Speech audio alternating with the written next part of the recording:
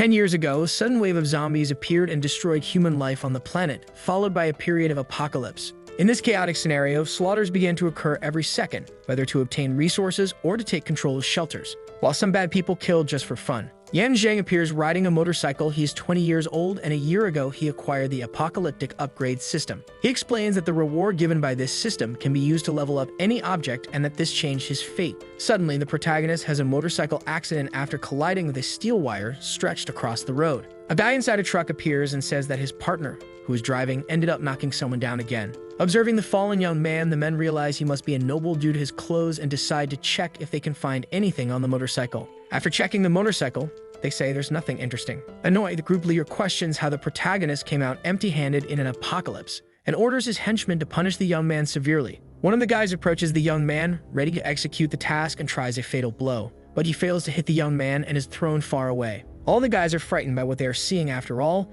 they believe the protagonist was no longer alive. Scared, the red-haired man asks who the guy pretending to be dead on the ground is. Zheng gets up and walks toward the group. Then he is questioned about what he did to make the other guy end up like that. He says that before doing anything, he needs to confirm something and asks if they massacred the East Highway camp. Fearlessly, the group leader confirms the question and says that all of his brothers are also involved in this attack. Laughing, they say that not only did they kill the men, but also played with the women of the place. Without any regret, one of the men even says that this is very normal and that he took the lives of 3 from the same family. Yan is disturbed by what happened and says he should fulfill his duty without causing pain to others. But in this case, he promises to make all the guys lose their lives in a painful way. Acting tough, the red-haired man asks if the protagonist believes he can fight the group alone. Suddenly, the guys try to attack Zheng, but he says that kind of attack has no effect on him. Frightened by what he sees, the gang leader wonders if the opponent is bulletproof. Then he pulls out a revolver and points it at the protagonist. He shoots and Yan appears to lose his balance completely. Laughing, the opponent says that the bulletproof power is special, but still doesn't protect the head.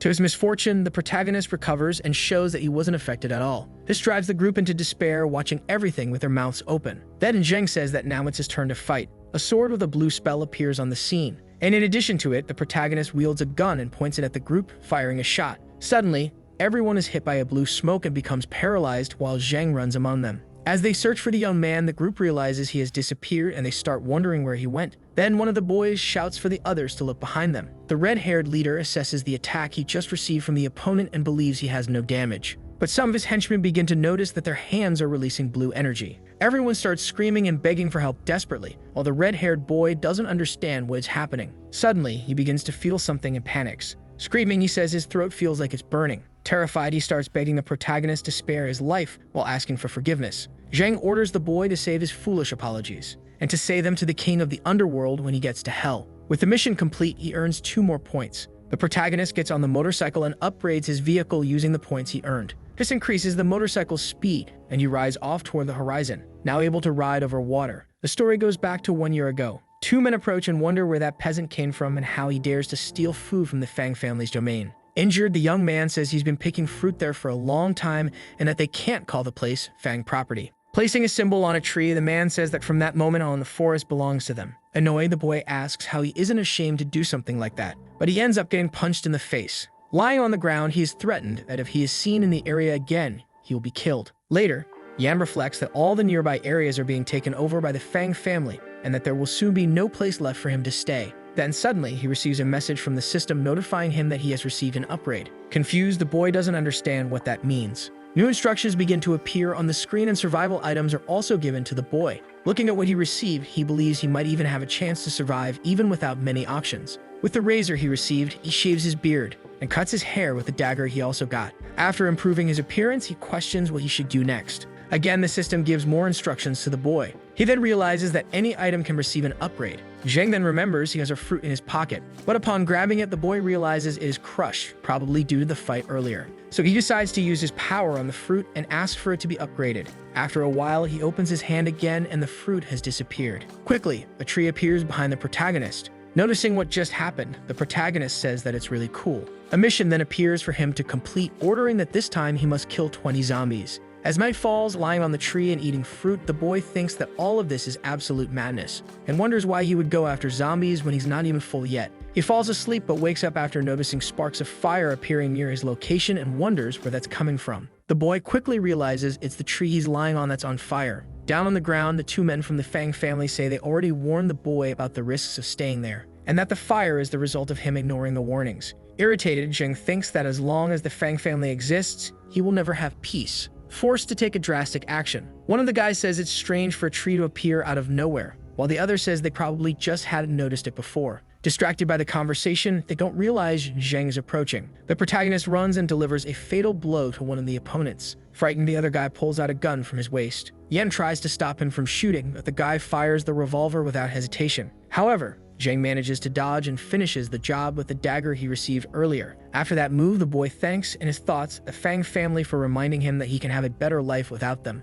promising that on that day they burned his treaty, but in the future, he will burn all of the family's century-old businesses. Days go by, and later Yan says he spent the entire morning killing zombies, and because of that he earned upgrade points, which made him feel the mission was easier than the first time. Accessing the system, he is able to view all of his abilities. Analyzing the panel, the boy says he still has 3 upgrade points left, and that the next thing to do is level up. He explains that there are not only normal zombies in the apocalypse, but also zombies that are very violent and strong, being harder to kill because they have better bodily functions than normal zombies. With a pistol in hand, he says that weapon is not enough to deal with that type of enemy, so he decides to upgrade the revolver. After all the upgrades, he finds it strange that the weapon doesn't look any different on the outside. His thoughts are interrupted when he hears the sound of a gunshot. Going to take a closer look, he sees a member of the Fang family pointing a gun at a boy and shooting right after. He hears a two saying that the dead guy only had to run, and it would have been better if he had been more obedient. Another man appears and asks what they should do with a young girl who was also captured. The pink-haired girl is sitting on the ground, clearly very scared.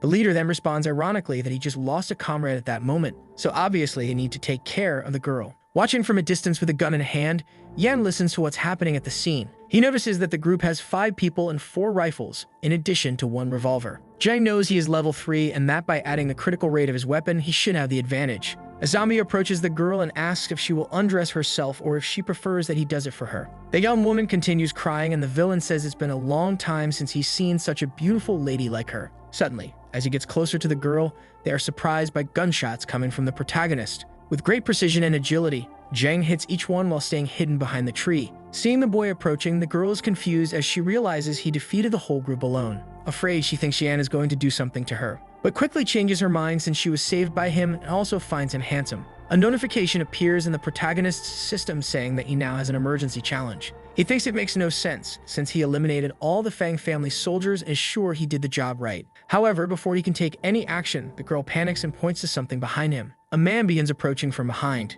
and jokes, saying now he knows what it feels like to have a bullet in his head, and that he feels great. He also states that there's no way a human ambush can take him down, and that he will eliminate Zheng. Sensing the tension, the zombie mocks and asks if the youngsters are afraid, claiming he hasn't even shown what he's capable of yet. Terrified, the girl covers her mouth and throws up her lunch, finding the opponent extremely disgusting. Trying to pull herself together, she steps away. Then the zombie launches an attack and tries to strike Yan with full force. He jokes that humans are like sheets of paper to him. After getting Zheng, he goes after the girl, but he feels his arm get stuck and says that this trick is really annoying. He quickly realizes that the arm being held is actually the protagonist gripping him after blocking his punch, and he is shocked. Yan manages to push the man and delivers a blow that throws him far away. In disbelief, he can't understand how a human can be so strong and notes that Zheng doesn't even look like a zombie soldier. Looking ahead again, he notices that Zheng has disappeared from the spot. Pretending to be clueless, the pink-haired girl raises her hand as if she also has no idea where the boy went. The zombie is then surprised by the protagonist, who points a gun at his head.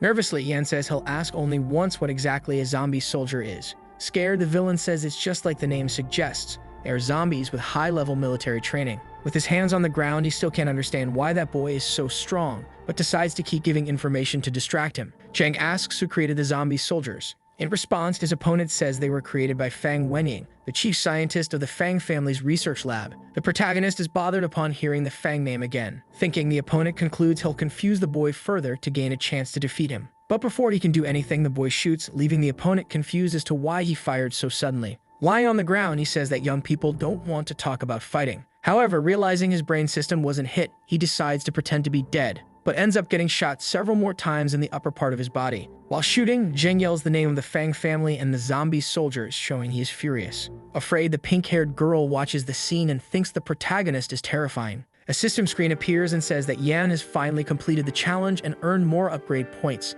Satisfied, he decides to upgrade himself. Noticing that the boy is looking at something, the girl asks what it is since she can't see anything. Zheng just dodges the question and says that now that she is safe, she can leave the area. However, the girl says she wants the boy to take her back to her village. Out of time, the protagonist says he can't since he's not a bodyguard, deciding to leave and abandon the girl. Desperate, the girl shouts, talking about what might happen if she meets bad people along the way and clings to Zheng's legs. Checking the system, the boy realizes he can earn upgrade points if he takes the girl safely to her village, so he accepts the next mission. After walking, they reach a place with abandoned cars, and the girl asks what they're doing there. Zheng says he's looking for a car, while the girl says that all the vehicles there have been broken for at least 10 years. Ignoring her, the protagonist says he found something that will do the job. He walks over to a car he believes is in better condition. The young woman jokes, saying she must be blind because she can't see the engine. The boy places his hands on the car and begins to cast some sort of spell. With a strong blue light, the girl asks what's happening and says that at this rate, she'll go blind for real. After the light fades, she is completely shocked by what she sees.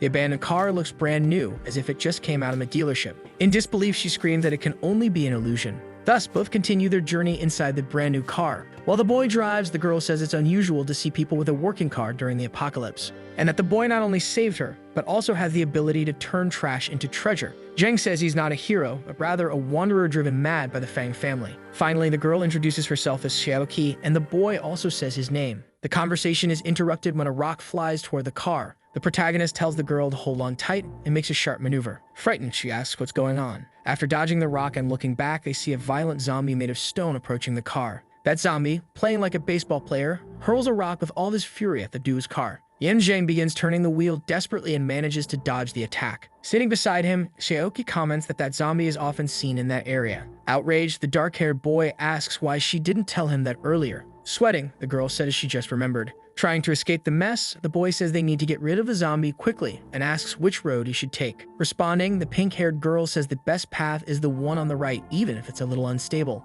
Going against her advice, the boy steps on the gas and takes the road to the left. Terrified, Xiaoqi warns that road leads directly to a broken bridge. With red eyes, the boy says that in that case, they'll crash and burn together. Desperate, the girl begs him to unlock the door and let her out. Smiling, the protagonist says he promised to take her home, so getting out halfway is not allowed. He continues accelerating the car while the violent zombie throws more and more rocks at the vehicle. Approaching the end of the road, the remains of the bridge and a wide gap with a river flowing below become visible. Determined, Yan Zheng doesn't slow down and continues forward, even with the imminent fall. In the passenger seat, the young woman starts screaming while covering her face with her hands. Giving a wicked smile, the protagonist extends his hand outside and with his power rebuilds the bridge as they cross it. Looking through the window, the girl stammers, asking how that's even possible. Without answering, the boy turns around and starts heading toward the zombie. Crying, Xiaoqi asks what he thinks he's doing. Extending his hand outside again, the boy shouts at the creature and tells it to come to him. The monster, in turn, prepares another rock ball and gets ready to throw it.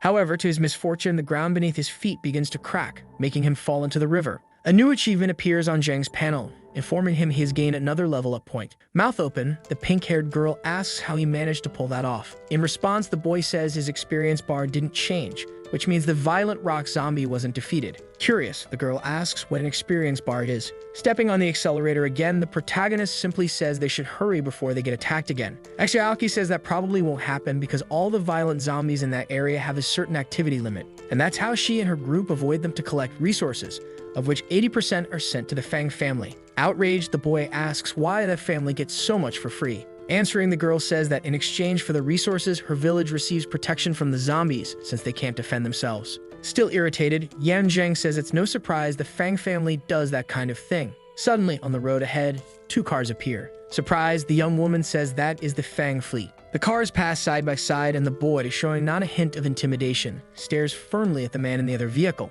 Astonished by such boldness, Fang Su yells that the brat in the other car looked at him and orders the driver to turn around and follow them. Olsen says there's no need for that since they still need to go to other villages to collect resources. Annoyed, the young man asks if she's telling him how he should act. The resource guard then says she's just warning him that if they arrive late to the city, they'll miss an important appointment. Satisfied with what he heard, the boy says that in that case, they can let it go and move on to the next village. Far from there, in a place full of containers, the protagonist stops the car. Opening one of the large metal doors, an old man appears and wonders what that noise could be. To his surprise, his granddaughter gets out of the car waving. Everyone is happy and relieved at the girl's arrival. Approaching her, her grandfather says with tears in his eyes that he thought she was gone forever. In response, the young woman says she's fine and made it safely thanks to Yan Zheng, so he deserves a reward. Speaking quietly, the old man says that the Fang family's resource agent just left the place, taking with him everything they had. Ashamed, Xiaoqi approaches her hero and warns him that she'll have to find another way to reward him. Opening the car door, the boy says it's not necessary as he already fulfilled his original purpose.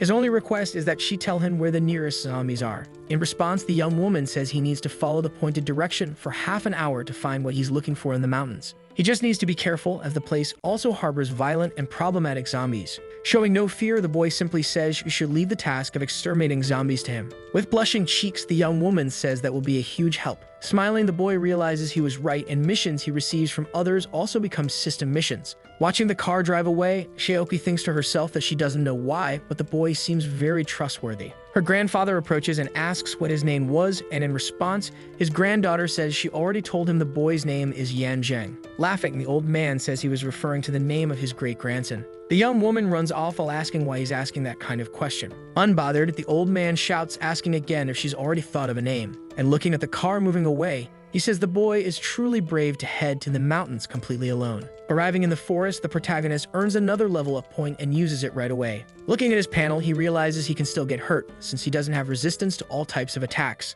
Suddenly, zombies begin to emerge from the trees. Without a second thought, Zheng grabs his dagger and starts eliminating them one by one. Then he chooses to upgrade his pistol, which becomes an epic gunner's pistol that causes his level up points to run out. Unexpectedly, a spear flies toward his back, which makes him lose balance and almost drop his weapons. Thinking to himself, the boy is surprised by the strength of the impact as he sees someone standing right in front of him. That someone is an elite violent zombie named Glory. Intrigued, the young man thinks it's the first time he's seen a violent zombie with a name, and she seems very strong. Without hesitation, Glory spins her spear between her fingers and hurls it with great force toward the boy. Yan Zheng, using his speed, manages to dodge the attack, and the tip of the spear causes only a small cut on his face. The weapon continues its path and pierces through the trunk of a tree. Using his epic gunner's pistol, the boy begins firing at the enemy. Glory, in turn, uses only her fists to defend herself, showing that she's really strong. However, one of the bullets wounds her and she realizes she can't use her body as a shield in this situation. She then starts running to dodge the bullets.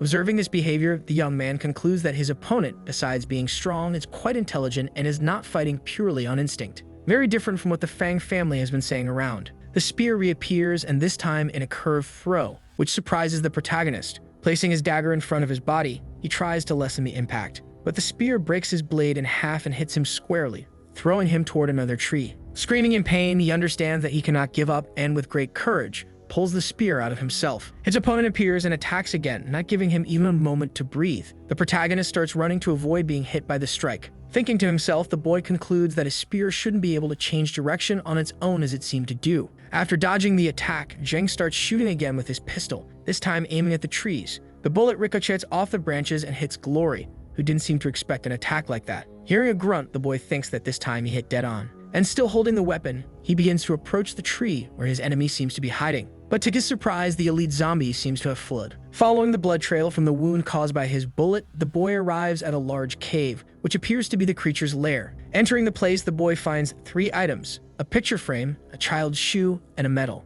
Looking at the photo more closely, he sees 2 people, a woman who seems to be Glory and a boy. Then, slightly confused, he wonders why a violent zombie would keep those things there if it's not supposed to have memories of the past. Suddenly, his opponent reappears, ready to strike him from behind. Without thinking twice, the boy turns around, points his gun, and starts shooting while dodging the spear strikes. Interrupting the fight, a car with a cage containing Glory's son begins to drive away, leaving the zombie desperate. Even wounded, the creature runs toward the vehicle, hoping to reach it. Elsewhere, nearby in the village where Xiaoqi lives, Fang family cars are parked. Their soldiers approach and point their weapons at the pink-haired girl. Extremely irritated, Fang Su asks the girl and her family where the person responsible for stealing his sports car is. Thinking to herself, the girl notes how shameless the boy is for talking about someone else's car as if it were his own. Putting his hand on his face, the young man in the yellow jacket says he's furious that the villagers are covering for the person he's looking for. Another car arrives, and walking toward the cage covered with a cloth, he says he has something to show everyone. Shocked, Xiaoqi wonders if the one inside the previously covered cage might be the violent zombie that recently attacked her village. Fang Su confirms and warns that if no one gives him what he wants,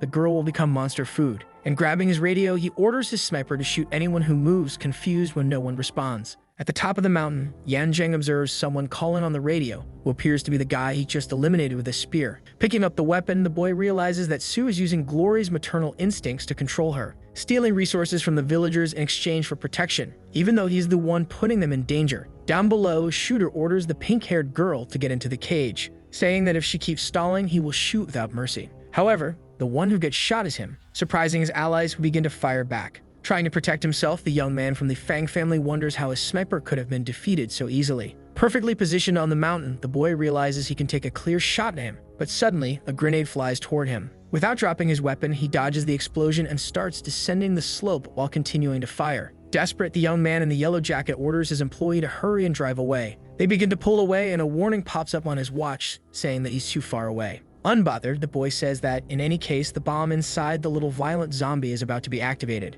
A countdown begins and an explosion happens inside the cage. Glory's sun turns to dust and completely enraged by the loss, her eyes glow a vivid red. Using her strength, a zombie breaks open the cage door and runs toward the car, which she can still see thanks to her special power. With her spear in hand, the creature throws the weapon with all her fury in the direction of her enemies. Inside the car, Fang Su only regrets having lost control over Glory, who used to be a useful and obedient tool to him. Then he realizes that something seems to be coming his way. The driver checks the rearview mirror, but it's already too late, and an explosion occurs. Yanjing approaches and realizes that his opponent was definitely holding back when they fought earlier. The zombie reappears and he has no choice but to aim the weapon he's holding in her direction. Intrigued, the young man wonders when she got behind him, concluding that if the creature wanted to eliminate him, she would have done it. Sweating, he questions whether he should shoot. But to his surprise, Glory does not attack him. On the contrary, she asks him to end her suffering, and then to make the Fang family pay for all the evil they've done. Afraid of being attacked by his enemy's spear, the boy obeys and shoots.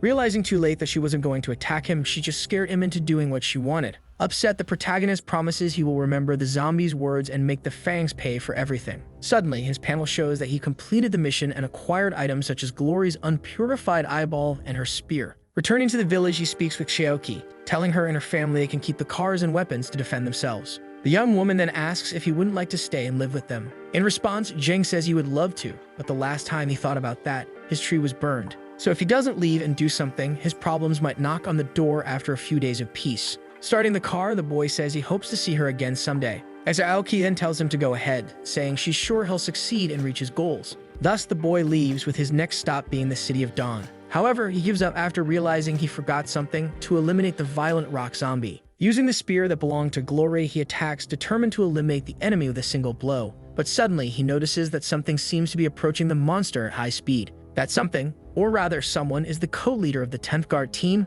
Wu Fenzhen, who says after defeating the zombie that it was trash, then complains on his radio, saying some idiot lied by claiming the monster was strong. Suddenly, his radio goes flying, because the monster was still in the fight, grabbing the warrior by the leg and swinging him through the air, finishing the attack by throwing the man with all of his strength against a wall of rocks. A cistern window opens, stating the condition of the man who suffered several fractured bones and had his corruption level increased to 60%. Yan reflects that Wu's strike was actually very good, but the monster reacted in time, creating a protective stone layer. Suddenly, the zombie prepares to strike, throwing a rock at the man. But before it can, a spear hits its head, exploding it and knocking it backward. We see that the armor on its face was shattered by this explosion, and Yan says that now is his chance to attack. Wasting no time, the boy fires his rifle directly at the monster's face, then activates his rapid successive shots technique. Several bullets from different directions hit the zombie's head non-stop. Thus, the violent zombie is exterminated and the boy gains 3 level points. Fenzhen wakes up shortly afterward, desperately asking what happened.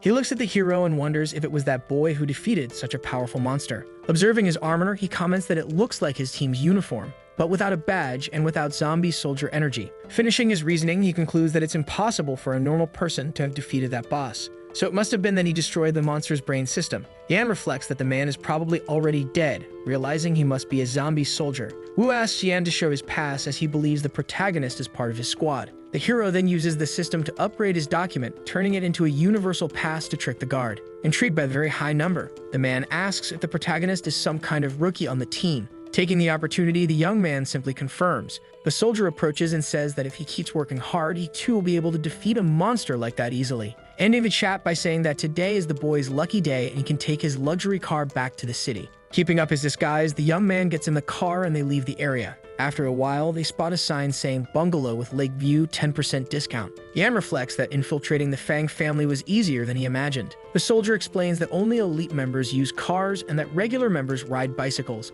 while the boy thinks his car is much better. Wu continues by saying that if the protagonist defeats more monsters, he'll be able to rise in rank until he reaches a position as cool as his. Paying close attention to the conversation, the boy thinks that if he used only 2 points, he could rise to the heavens compared to that soldier. Shortly after, we can see the city walls, which are enormous and heavily guarded. We can even see that these walls have super heavy weapons positioned on watchtowers. Our hero asks about a phalanx, questioning whether zombies can fly. The soldier says not only can they fly, but also swim and escape very quickly, adding that no rookie is allowed to enter the city, but the boy would be an exception. Inside a barracks, other soldiers announce the arrival of the co-leader. One of the soldiers asks about his recommendation to Wu, who replies saying it was annoying that he defeated the monster with a single blow. The boy is impressed, since that monster should be at a similar level to Glory and not easy to defeat. Curious, the soldier asks about Glory, who was mysteriously defeated, stating that they don't know anyone who could have done that. A gray-haired woman arrives at the scene, greeting everyone and saying she's never seen that boy before, referring to Yan. Wu introduces our hero and presents his companions,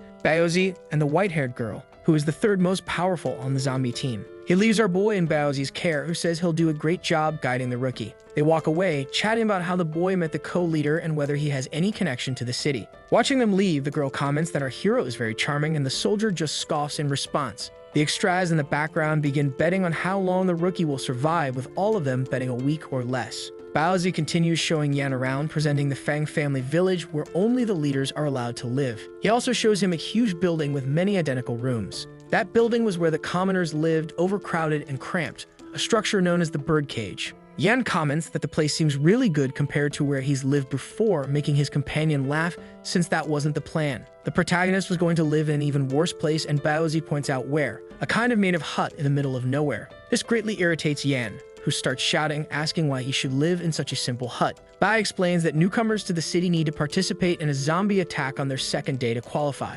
adding that a soldier who might live only 3 days doesn't need to live in a fancy place. Our hero sits down while his companion explains the date, location, and time he must show up for the test. Bai reflects that the boy seems to have chickened out a lot, thinking he probably won't survive even 1 hour. But Yan reflects to himself that things are finally starting to get interesting. The next day, in front of a half-destroyed building, the co-leader explains the situation to the rookies, stating that their task is to destroy all the zombies in that building. 1 person per floor, and the first 3 to clear their floor will get a recommendation for an elite team. One of the extras comments that there's an idiot among them. He was referring to the protagonist for not carrying any weapon, and his companion also mocks the boy. Yan ignores it, reflecting that the way the family conducts the tests is strange. After all, sending unprepared soldiers is extremely cold-blooded. But when he stops to think about the mission timer, he concludes it must all be Wu Fenzhen's doing. Inside the building, we can see extras fleeing from zombies and screaming for help, while others weren't so lucky. In an evaluation room, it's reported that 7 fighters have been eliminated, leaving only 13.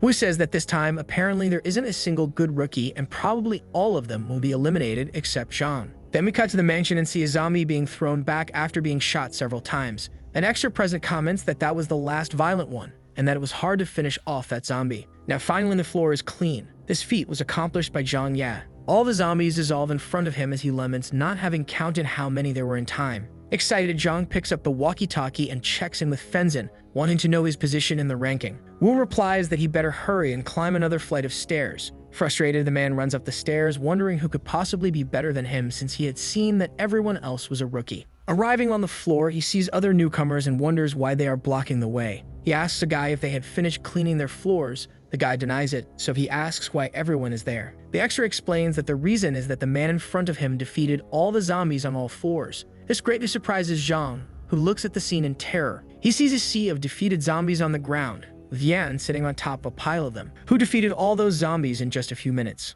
Zhang opens his mouth in shock, wondering how that man did all of that with his own hands. Meanwhile, in the monitoring cabin, Wu punches the wall, realizing he was wrong about the rookie. He looks back and tells them to release the thing, and the request is immediately granted. We can see that something is approaching at extreme speed toward the protagonist. He looks to see what it is, and we can see the silhouette of a winged figure similar to an insect. Smashing through the window, claws head straight for Yan's face. All we can see is a trail of constant destruction sweeping across the entire floor. Wu comments that it's a shame he had to do this, but one of the competitors was the son of someone important and had to win. Because of that, his future as a great leader would depend on that little master. Until something surprises him, the monster was held back by the hero. Seeing the scene, the co-leader praises such ability, but there is still something more to that insect zombie. The creature lets out a huge scream, producing sound waves that make the entire place tremble. Our hero quickly pulls back after taking part of that blow. Apparently, he took considerable damage, losing 40 hit points. It reflects that he thought the fight would be easy due to the monster's speed and strength, but didn't expect that kind of power,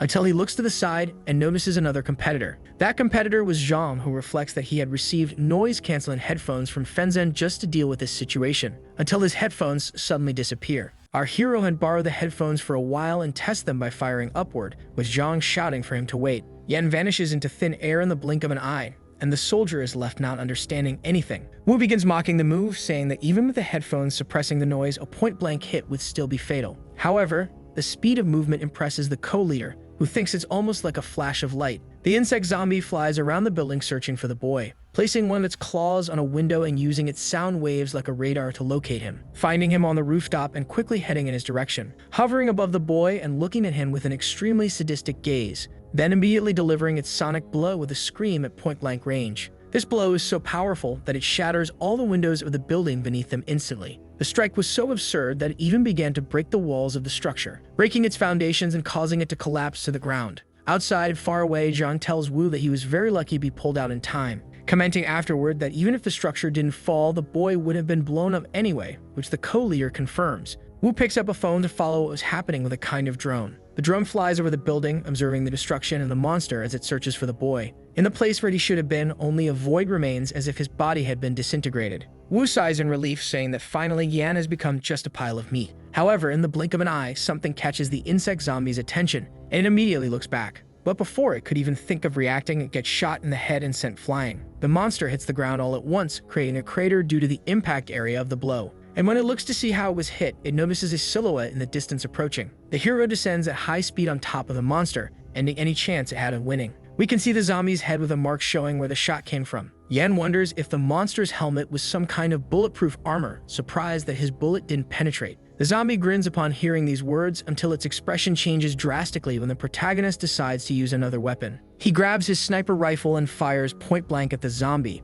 blowing up the floor where it was standing. Wu and Zhang are stunned by what they just witnessed, watching the scene through the phone. The co-leader angrily questions how the boy managed to dodge and counterattack so quickly and at such a short distance. He wonders if the headphones helped the boy withstand the attack, but knows that no headset could handle such a powerful strike. Wu begins to panic when he stops to think that he has no idea where the boy even got those headphones from. Suddenly, we hear a sound coming from the roof of the building, and Yan falls behind Zhang seconds later. He wonders why he suddenly felt so afraid out of nowhere. Looking back, he sees the protagonist handing over his headphones and saying he upgraded them. The soldier says there's no need to be so courteous, as his were just earbuds, so obviously those headphones belong to the protagonist. Later that day in the afternoon, in front of a coffee shop, our boy was relaxing until someone caught his attention. That someone was Baozi, who gives him a motorcycle while saying it's the most he can offer, as they were out of options and his team was weak. He also adds that he would give the protagonist a phone, and the dorm keys and money were in the electric car. Our hero reflects on how that man was once very arrogant, but is now strangely being very nice to him. He asked Baozi if he could tell him where the Fang residence was, and he says the place is near the city center, adding that if Yan gets close to the place, he will be treated as a threat and soldiers will shoot him. Yan asks if the security level is really that high. His companion then says that 5 years ago, one of the family members was attacked, and after that, the security level was increased. He asks the protagonist to be careful as he rides off on his motorcycle. On the way, Yan reflects on his goal to gather information about the Fang family and their strength to take advantage and level up. He remembers the moment when he tried to upgrade Glory, but didn't have the level or the necessary quest for it. Then thinks about how he's no longer gaining experience from defeating normal zombies after reaching level 5. The young man then concludes that he needs to face high-level monsters, so he won't need to sneak into the anti-violence squad. He quickly passes by a weapon shop, then notices and decides to go back to check it out. Yan looks impressed by the place and already enters, saying he couldn't let this opportunity pass. We can see several firearms and ammunition, with the protagonist saying that nothing like this can be found outside the city. Yan says excitedly that this even looks like heaven, reflecting that if he bought them and upgraded them, his level would skyrocket. He goes to the counter and very enthusiastically says he wants all the heavy weapons, ordering them to all be on the table in front of him in 1 minute. The clerk, a bald and slightly short man, looks at him in silence while adjusting his dark glasses. Then we see that the protagonist got beaten up and thrown out of the place, with the angry man complaining that he didn't have any money. Our hero reflects that he spent so much time outside the city that he lost track of money, but luckily managed to buy a few things. He had bought a silencer, and thinking to himself away from the store, says that it wouldn't completely mute the sound, but the enemy wouldn't hear it. Observing a kind of military base with jets, helicopters, and even tanks, the boy reflects on how powerful their weapons are, until he sees a zombie in armor similar to a samurai, while saying in his thoughts that those were the Fang's strongest squad, adding that none of them were below the co-leader's level, making it clear how the family had ruled the city for so long. The boy takes off his vest and throws it on the ground, declaring that he's ready to take the necessary actions. He grabs his rifle similar to an avant-scar, points it upward, and pulls the trigger, saying that he won't return empty-handed as he fires a bullet into the sky. We can see a fighter jet in the base with our protagonist trying to examine it, but it was still level 15. He tries the same with the tank, but also fails, with the required level being 10. The hero comments that he only needs 2 more experience points to be able to take the tank, so he decides to go after the zombies present there. He draws the attention of one of the zombies and plans to lure it to a remote location to fight without attracting the rest of the family. Yan fires a shot off into the distance and moves away from the area with the samurai zombie following him. The zombie tries to attack him with a blade but is quickly blocked by the hero. Even so, the boy is impressed by the speed and says the zombie can keep up with him even when he's using his abilities. He comments that he would have been dead if he hadn't used his level points as he summons his spear. Looking confidently at his opponent, a bluish energy fills his body. The zombie jumps toward him, preparing a vertical strike with its katana, which is blocked immediately by the hero's spear. In a counterattack, Yan tries to strike vertically at the zombie, who dodges, causing the attack to bounce off the helmet. Our hero comments that the armor really is tough, but even so, both continue trading blows with each other, until Yan quickly spins his spear and lands a clean hit on the monster's face, sending it backward and shattering its mask. A mask that reveals the horrifying face of the zombie. The protagonist reflects that the opponent doesn't stop staring at him, feeling certain that aura was definitely from a zombie. He throws his spear directly at the opponent's face, piercing through it, thinking to himself that this monster truly gave him some good experience points. But before he could even begin to process anything else, 2 more zombies come rushing at him, ready to attack. Quickly, Yan picks up the katana of the monster he had just defeated, kicking it up from the ground into his hand, and in a reverse grip, he swiftly blocks the blow of both swords simultaneously. However, the impact causes his hands to tremble due to the monster's strength, making him think about the power of his opponents, who are clearly on a different level, enough to leave his hand numb from the impact. The boy stares at the monsters, and they do the same, circling the protagonist and preparing to attack. Yan quickly summons his pistol, and immediately, one of the zombies charges at him. The zombie makes a horizontal slash with its sword, which is also blocked by the hero. Seeing that the boy is distracted, the other zombie leaps at him to strike. But before it reaches him, our hero shoots its helmet, sending it flying backward. That was Yan's strategy. Even if that shot didn't finish the monster, at least it would incapacitate it for a while. Wasting no time, the monster in front of him tries to land a direct kick. But the protagonist reacts by tossing away his pistol and using his hand to grab the zombie's leg. Next, he delivers a kick to the monster's head, slamming its face into the ground. Then he retrieves his weapon and prepares to shoot at the damaged part of the zombie's helmet. The shot lands perfectly, with a system window alerting that the zombie has been defeated. The system alerts that the boy has obtained the zombie's weapons and armor, and Yan laments that the armor is too heavy. While wondering how the zombies can even use them, he gets excited to test his new skill, violent zombie enslavement. A blade comes straight toward the hero's face, but he dodges to the side, easily evading the attack. And with a quick movement and 2 precise slashes, Yan ends his opponent with a fatal blow. A system window opens, stating that the zombie is ready to be enslaved. But before the boy can take action, another wave of zombies appears, making him thankful that he'll earn even more points. The battle continues, with several strikes flying through the air and the system window alerting that his level keeps rising one after another. Our hero appears calm, observing his energy while checking his level and points. He reflects that he won't use his upgrade now, preferring to save it for when he encounters a zombie soldier or a more violent zombie. Until suddenly, a chill runs down his spine. The young man quickly turns around to see what made him feel that way. Spotting a fully armored monster of unknown level, a zombie boss, captain of the heavy machinery cavalry. Yan reflects that since heavy cavalry uses horses, these monsters should technically use large machines. Until the zombie seems to grab something, and it really is something heavy. The monster pulls from its back a massive machine gun loaded with ammunition and ready to fire. This terrifies our hero, who stares in disbelief at the scene, unable to accept that a monster like that would have such a heavy weapon. Without wasting time, the zombie starts firing non-stop, with the boy trying to run for his life. Yan fires a shot toward the tank and teleports in its direction, landing right on top of it. He comments that he won't be able to defeat that monster like this, but at least he'll take the tank. But unfortunately, since he's not level 15 yet, he doesn't have the points to power it up as he looks at the jet beside him. The zombie approaches the area and is surprised not to find the protagonist among the tanks. A little farther away, our protagonist reflects that he managed to gain a few levels as well as securing the tank. until something catches his attention and he uses his X-ray vision to see what's going on. The boy points his weapon in the direction of the presence while shouting that whoever it is won't be able to hide even behind the trees. That someone was Manhwa, the gray-haired girl from before who praises the boy's perception. Instantly, Yan already asks why she's following him, with the girl responding by calling him clever. Next, with another question, he asks since when she has been tracking him. Nan then answers mockingly, asking him not to be so threatening, because he's making her feel like she's going to be devoured alive. She adds that her intentions are good, but the protagonist doesn't quite trust her and asks what she means by that. The gray-haired woman replies that she knows he wants to bring down the Fang family and that she can help him do that. Yan replies that he doesn't believe one of the guards would do that and adds that if she were unhappy, she could just leave. But the woman answers that the reason she's offering help is simply because with him it would be possible to destroy the family once and for all. In another location at dawn, Yan asks why he was brought there, apparently under a bridge. Nam replies that she brought him so he could see the depth of her hatred for the Fang family. Showing him a tombstone, our hero asks who's buried there, with the woman replying that it's her blood debt.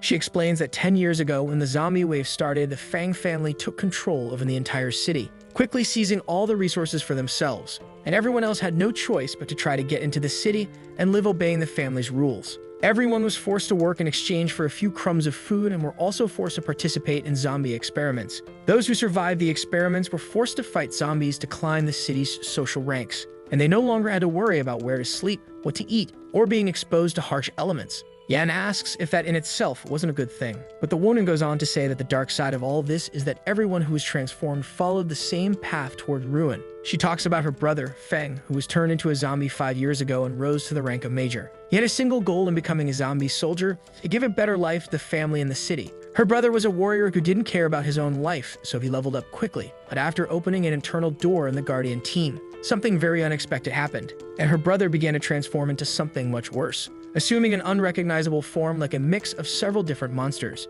In the end, apparently he went into berserk mode, and they had no choice but to kill him and return his dog tag to her. She says she didn't get anything of her brother, she could only give him a burial using his dog tag as a symbol of his presence. Yan uses his X-ray skill to look inside the grave, and indeed the only thing present is his soldier's dog tag. He reflects that normally dog tags come in pairs, which wasn't the case here, and questions whether the other half is still with the body, until he has a revelation in his mind. Meanwhile, the girl continues saying that during her investigations, she discovered that the more the soldiers use their powers, the more they become corrupted, and that over time, the soldier always ends up turning into a violent zombie, with nothing human left in their body. The Fang family has a way to control even these soldiers who turn berserk, which is why soldiers like her want to rebel. So the more resistant a person is, the more easily they become a violent zombie, and once transformed, they are used to continue the abuse. Yan asks her what makes her believe he would help her accomplish her goal. Nam then says that she noticed he's not a zombie and keeps getting stronger, saying that he's the only one who can do it, asking next for him to save them from that vicious cycle of slavery and violence,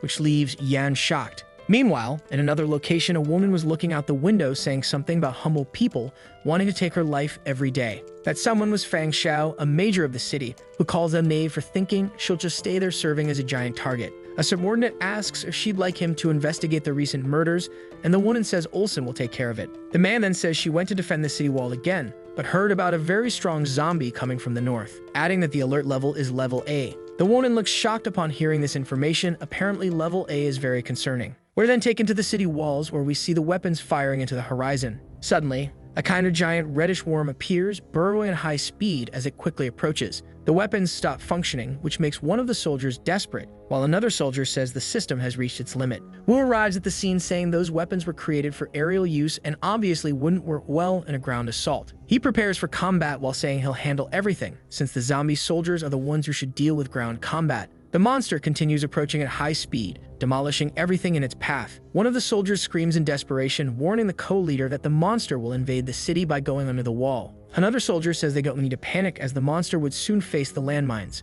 And sure enough, a huge explosion is seen near the walls. This explosion causes the worm called Blood Zombie Worm to emerge from underground. In the blink of an eye, we see a line of light slicing through the air, with the monster being split in two by Wu, who then calmly stands beside the worm. He says to himself that if he keeps defeating so many monsters, he'll soon become the leader of the squad. One of the soldiers comments in astonishment about seeing the monster being cut in an instant. Another soldier says that's co-leader Wu's skill, that in his human life he often watched his father cut meat, a father who frequently sliced meat clean in half with precision. Therefore, after becoming a zombie, he took those fundamentals and teachings to another level, turning them into a personal skill. Wu interrupts the conversation upon noticing a strange movement from the worm, which was apparently regenerating. He prepares again to deliver another strike, a strike that splits the worm in half with a horizontal slash, causing the zombie to split into two halves. One of the soldiers comments that it's the first time he's seen a zombie that's not human, while his companion says it's normal, since he's a rookie. However, the more experienced one adds that some zombies don't have regeneration ability,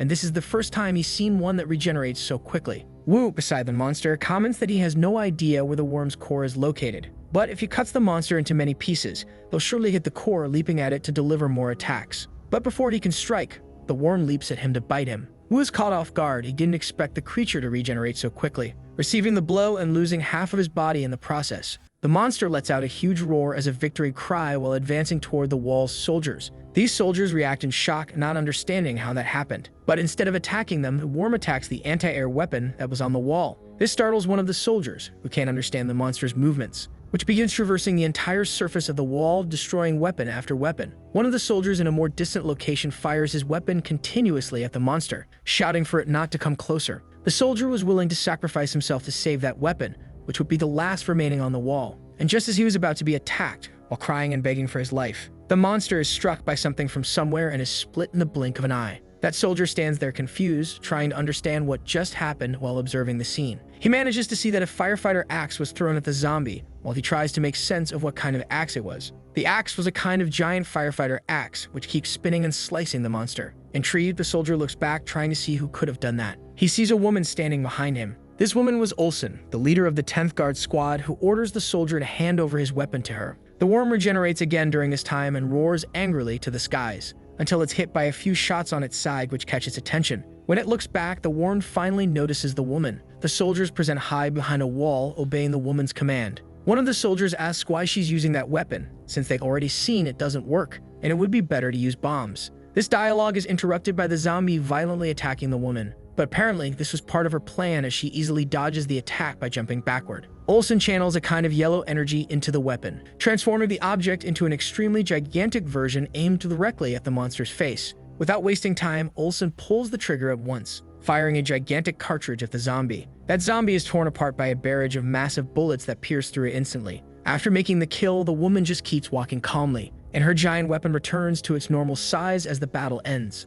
The bullets also dissolve in the air just before hitting the soldiers. The soldiers are in shock, wondering if that thing could be called a cannon because of its size. The woman asks Wu if he's awake and if he managed to recover his body. The co-leader complains, lamenting that the boss had already been defeated, internally shouting that damn woman stole his kill again, until her phone starts ringing. Wu starts complaining, claiming that one day he'll steal her position, but the woman ignores him and answers the phone, saying she's going to take on another task. This infuriates the soldier, who yells at her, telling her not to ignore him and calling her arrogant. Later that day, and in another place at the Fang family compound, inside a monitoring booth, we hear someone complaining about crucial footage that had disappeared. One of the staff members confirms the statement, saying that important footage of an intruder had vanished without explanation. The only remaining image was of the masked intruder, who turned out to be our protagonist. We're then brought back to follow him. Yan is now at level 14, surrounded by monsters similar to starving lionesses, as he says he wasn't informed about them beforehand. One of the lionesses lunges at him to bite all at once, but calmly and with a quick movement.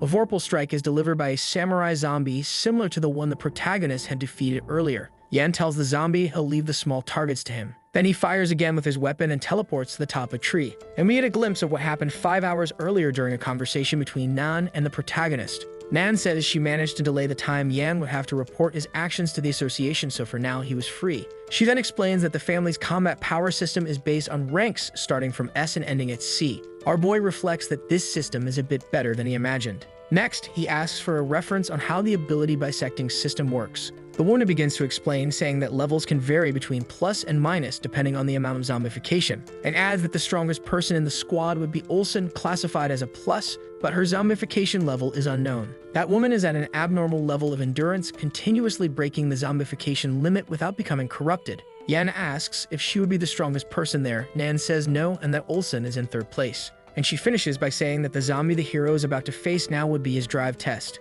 Back in the present, our hero reflects on those words and approaches a place that looks like a huge hole in the ground with a bridge splitting it in the middle. He enters the area without wasting much time. That place is completely dark and full of holes resembling an insect hive. Upon entering, the protagonist feels a bit uneasy, saying he heard the sound of drums coming from inside the cave, When he looks deeper inside, he sees a pile of skulls and a red drum set. Coming face to face with a drummer zombie who uses bones as drumsticks. This zombie asks the boy if he's there to hear his concert. Yan reflects that this monster can talk just like Gloria used to. But without wasting time, he grabs his scar and opens fire on the monster. However, upon hearing his drums, the audience is revealed screaming. The crowd keeps shouting the name July Flower, saying they love them. Yan wonders if that's a concert he missed because of the apocalypse, or if it's just an illusion. However, someone grabs his hand. That someone was Nan, who asks why the boy looks so serious while raising his arm in the air. The zombie gets even more excited and continues playing his drums without stopping. The sound waves finally affect our boy, who tells this damn apocalypse to screw off, raising his arms and getting into the party vibe.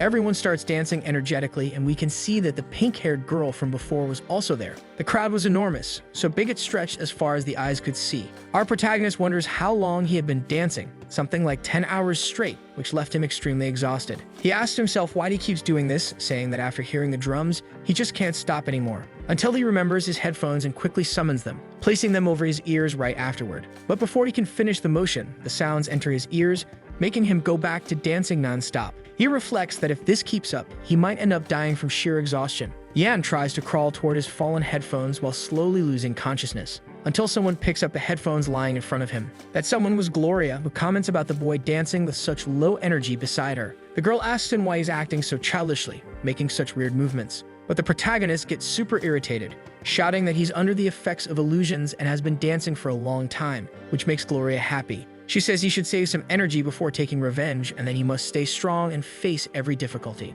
Until we hear a snap and see a massive flash. This brings us back to reality, and we can see that all this time, a zombie had been draining the boy's energy like a dementor, until something surprises the monster. A weapon is positioned right below its mouth. That weapon belongs to the hero, who had woken up and immediately fired at the zombie. The zombie is launched far away instantly and crashes to the ground. Our boy reflects that at that moment, Gloria saved him because the muscles she left apparently still held traces of her consciousness, until something catches his attention and he realizes the zombie was still alive, emerging from the ground like a ghost. Our hero doesn't understand anything, wondering if this is a resurrection or some kind of clone. The monster immediately positions itself at its drum set and slams a drum hard, sending sound waves violently echoing through the area, destroying the entire edge of the location, which begins to collapse. The monster looks ahead and smiles, thinking it had buried the boy, until it's surprised when it feels a sword piercing through its chest. When it looks back, it sees the samurai zombie from earlier. That samurai swiftly slices it in half and then steps back. Meanwhile, Yan watches from a distance.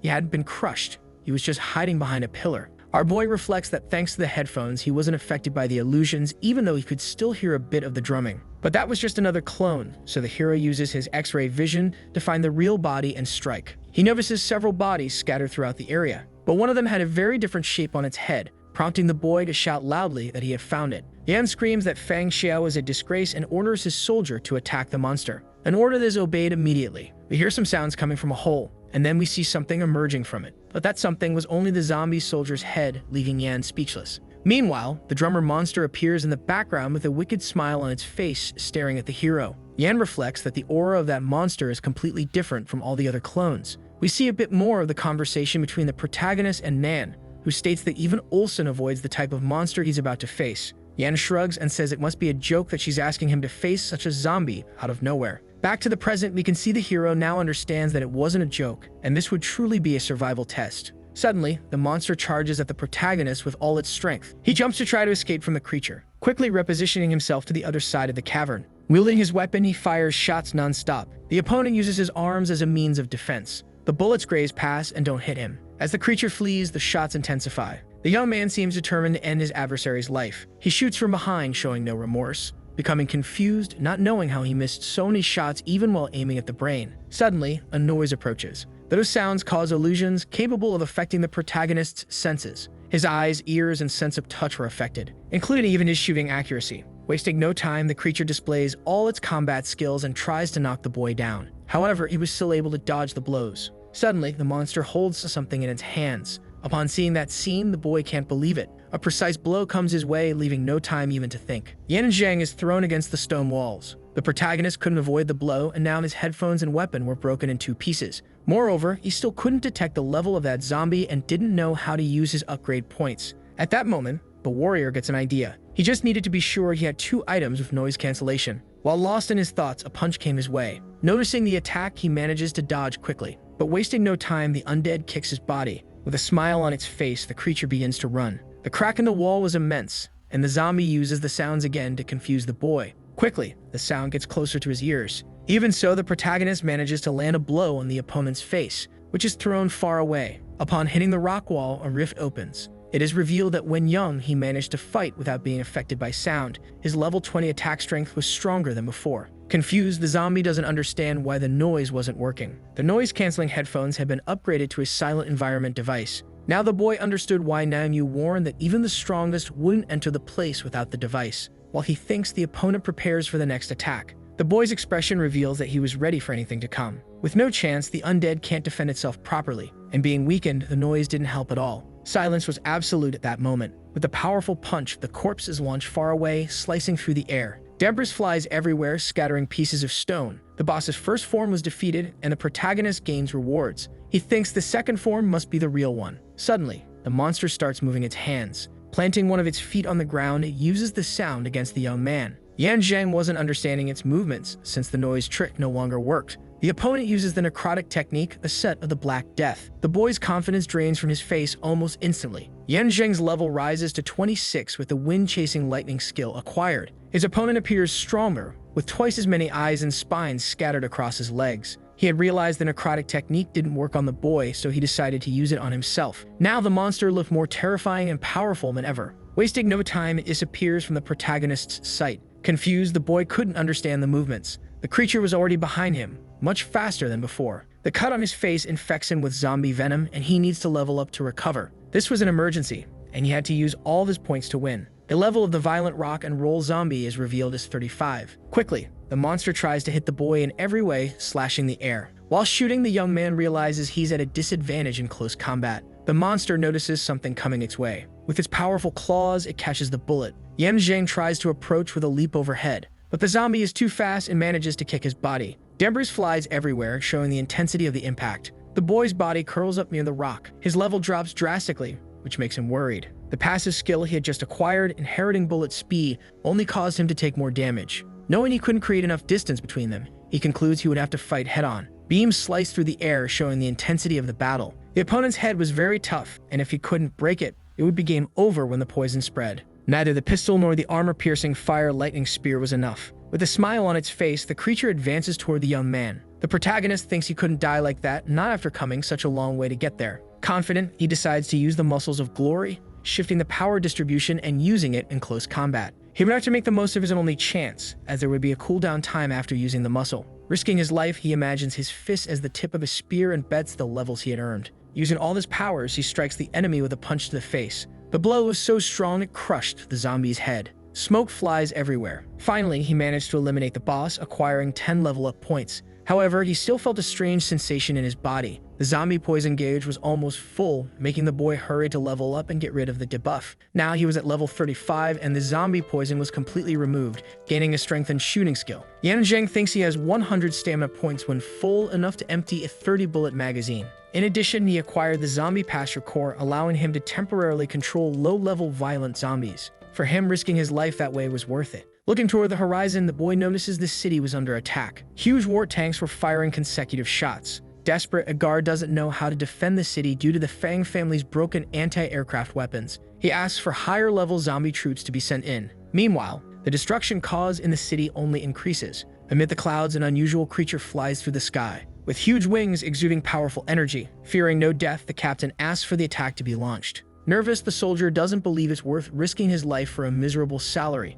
When the flying monster opens its mouth, he is certain he will die right there. Suddenly, a warrior hits the dragon's head with a surprise attack. Fallen to the ground, the creature no longer moves. Beside the guards, the giant man observes the situation. The soldier doesn't know who he is, but the captain knows him well. He was a chosen one from the anti-violence squad with hundreds of consecutive victories against zombies. The two embrace, celebrating that they are safe. However, something immediately hits the man, and his body is cut in half. The dragon is still alive and ready for the second phase of the battle. Confused, the chosen one thinks he could have risen from B+ to A next month. His rage is visible throughout his body. Quickly, he releases all his energy against the enemy. That stinky lizard managed to provoke the zombification of the soldier. Suddenly, he completely transforms, returning far more powerful than before. Maintaining the corrosion rate was still a hard thing to do even for a strong guy like him. However, the man believed the fight would end soon. With his giant hands, he grabs the dragon's tail, certain he wouldn't fall for the same trick twice. The man says he has no time to waste even if he wanted to train with the opponent. As he throws a punch, he says he will send the dragon to the underworld immediately. The necrotic technique creates a double cannon knee, causing a massive explosion.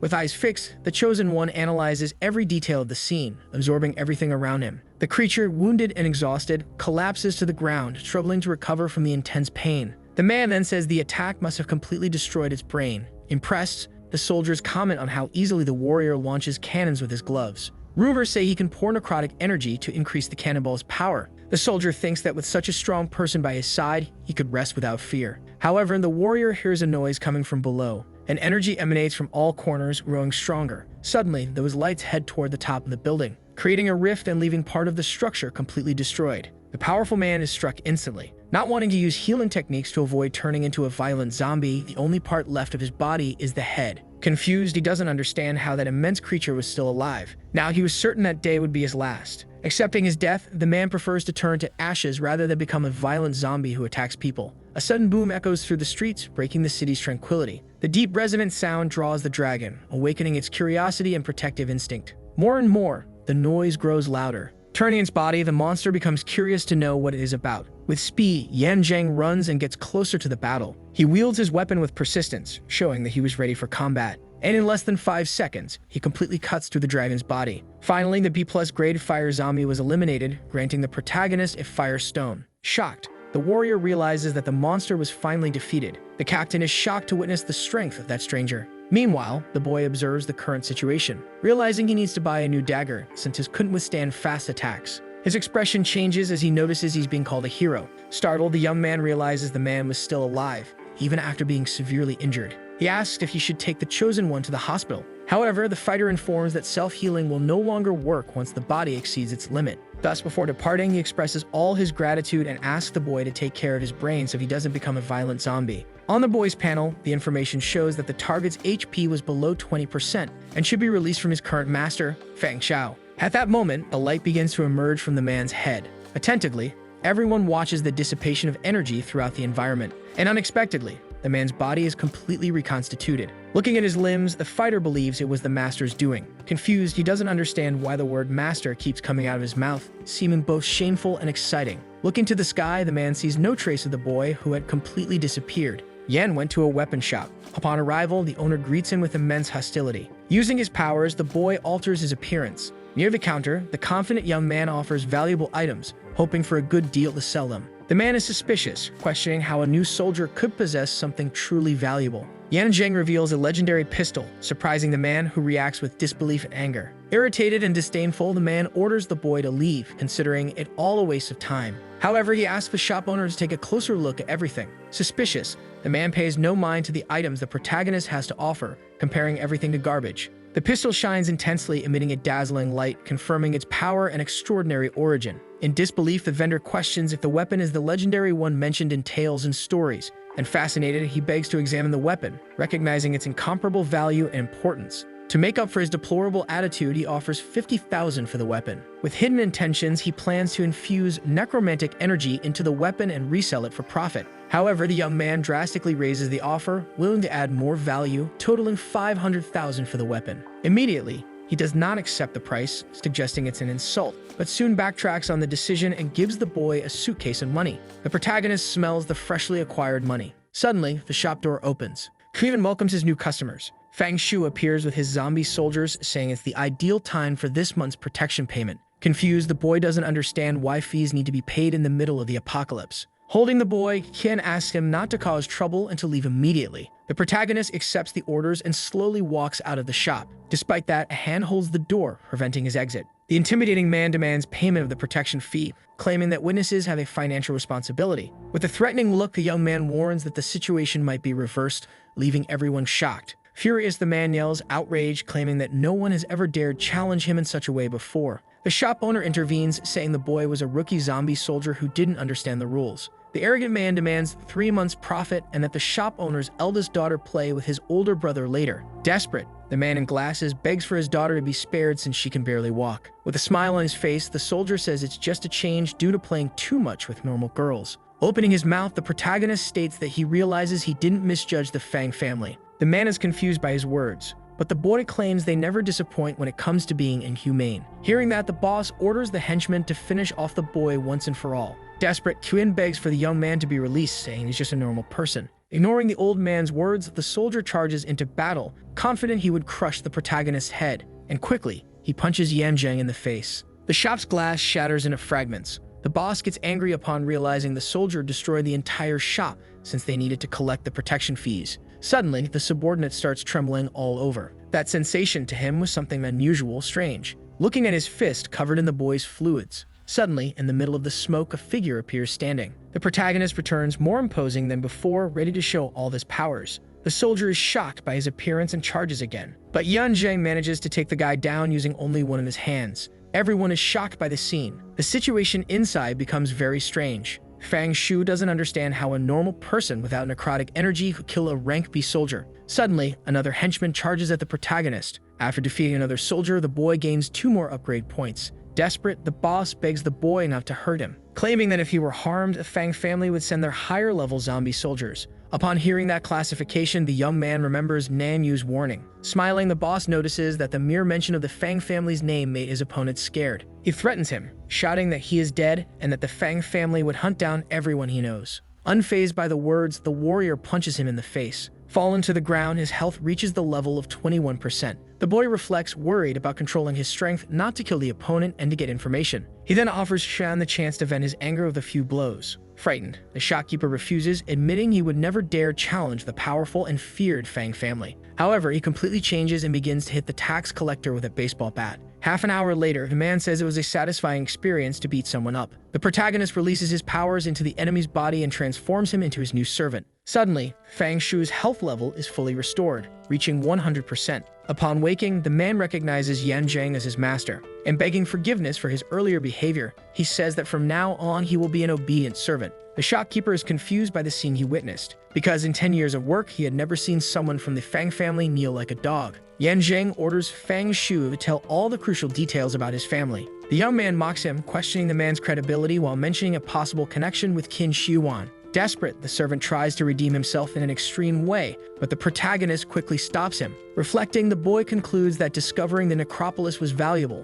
a perfect place to evolve. Excited, Yan talks about his plan to defeat Fang Xiao, but Qian questions his ability to win, since the young man would have to face all the guards, and that would be a problem. Furthermore, although many people in the city hate Fang Xiao, no one has been able to assassinate him. And even if the man were eliminated, the zombies outside could take the opportunity to invade the city. Confused, the boy realizes he would have to rethink his entire plan. The man then says they would need to find a way to end the apocalypse once and for all, or find a new leader. Otherwise, they would just end up causing an even bigger mess. Qian hands the boy a wooden box. It was a gift for the boy made from materials from the necropolis many years ago. A powerful pistol strong enough to break the skull of a violent zombie and a karambit with an extremely sharp blade. Elsewhere, far from there, the sky displayed an intense blue through the green trees. It was a necropolis-grade war squad. The protagonist orders his servant Fang Shu to guard the entrance. Determined, he approaches the door. Placing one of his hands on it, the boy releases his energy. To him, it all felt like a children's game copy in which the greater the difficulty, the greater the rewards.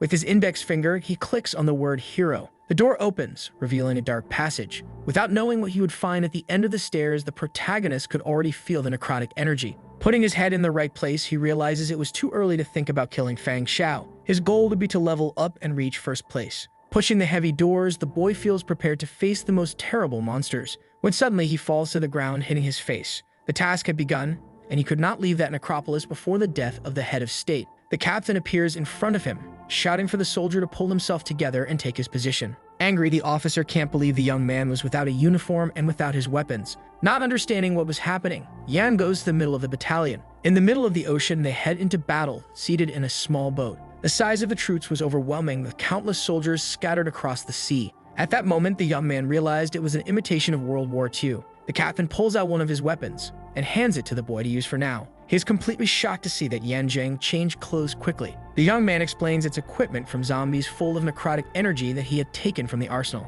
All of his comrades are confused upon hearing those words. The order was to open the hatch and prepare to disembark. One of the soldiers observes the scene in front of him. Suddenly, countless shots come toward the battalion. In seconds, the soldiers are completely gunned down. Only the captain makes it out of the ship alive. Looking back, he realizes most of his companions were gone, but one person was still alive beside him. He is startled to see Yan Zheng's face. The young man explains that his helmet disappeared due to the invisibility mode. The captain says the tanks couldn't get up due to the sheks, and the MP-42 machine guns posed a great threat. Then he orders the soldiers to attack once the machine guns turn in another direction. Looking to his side, the man no longer sees anyone. Suddenly, soldiers appear with weapons in hand. In front of them stood Yan Zheng, showing no fear of bullets. He gains the momentum needed for a precise jump, and shortly after, he is near the barrier. His comrades are shocked, thinking the boy wasn't human. Quickly, the young man climbs the building with ease. With firm steps, he reaches the top, feeling invincible and determined. Despite the confidence, a disturbing feeling surrounded him.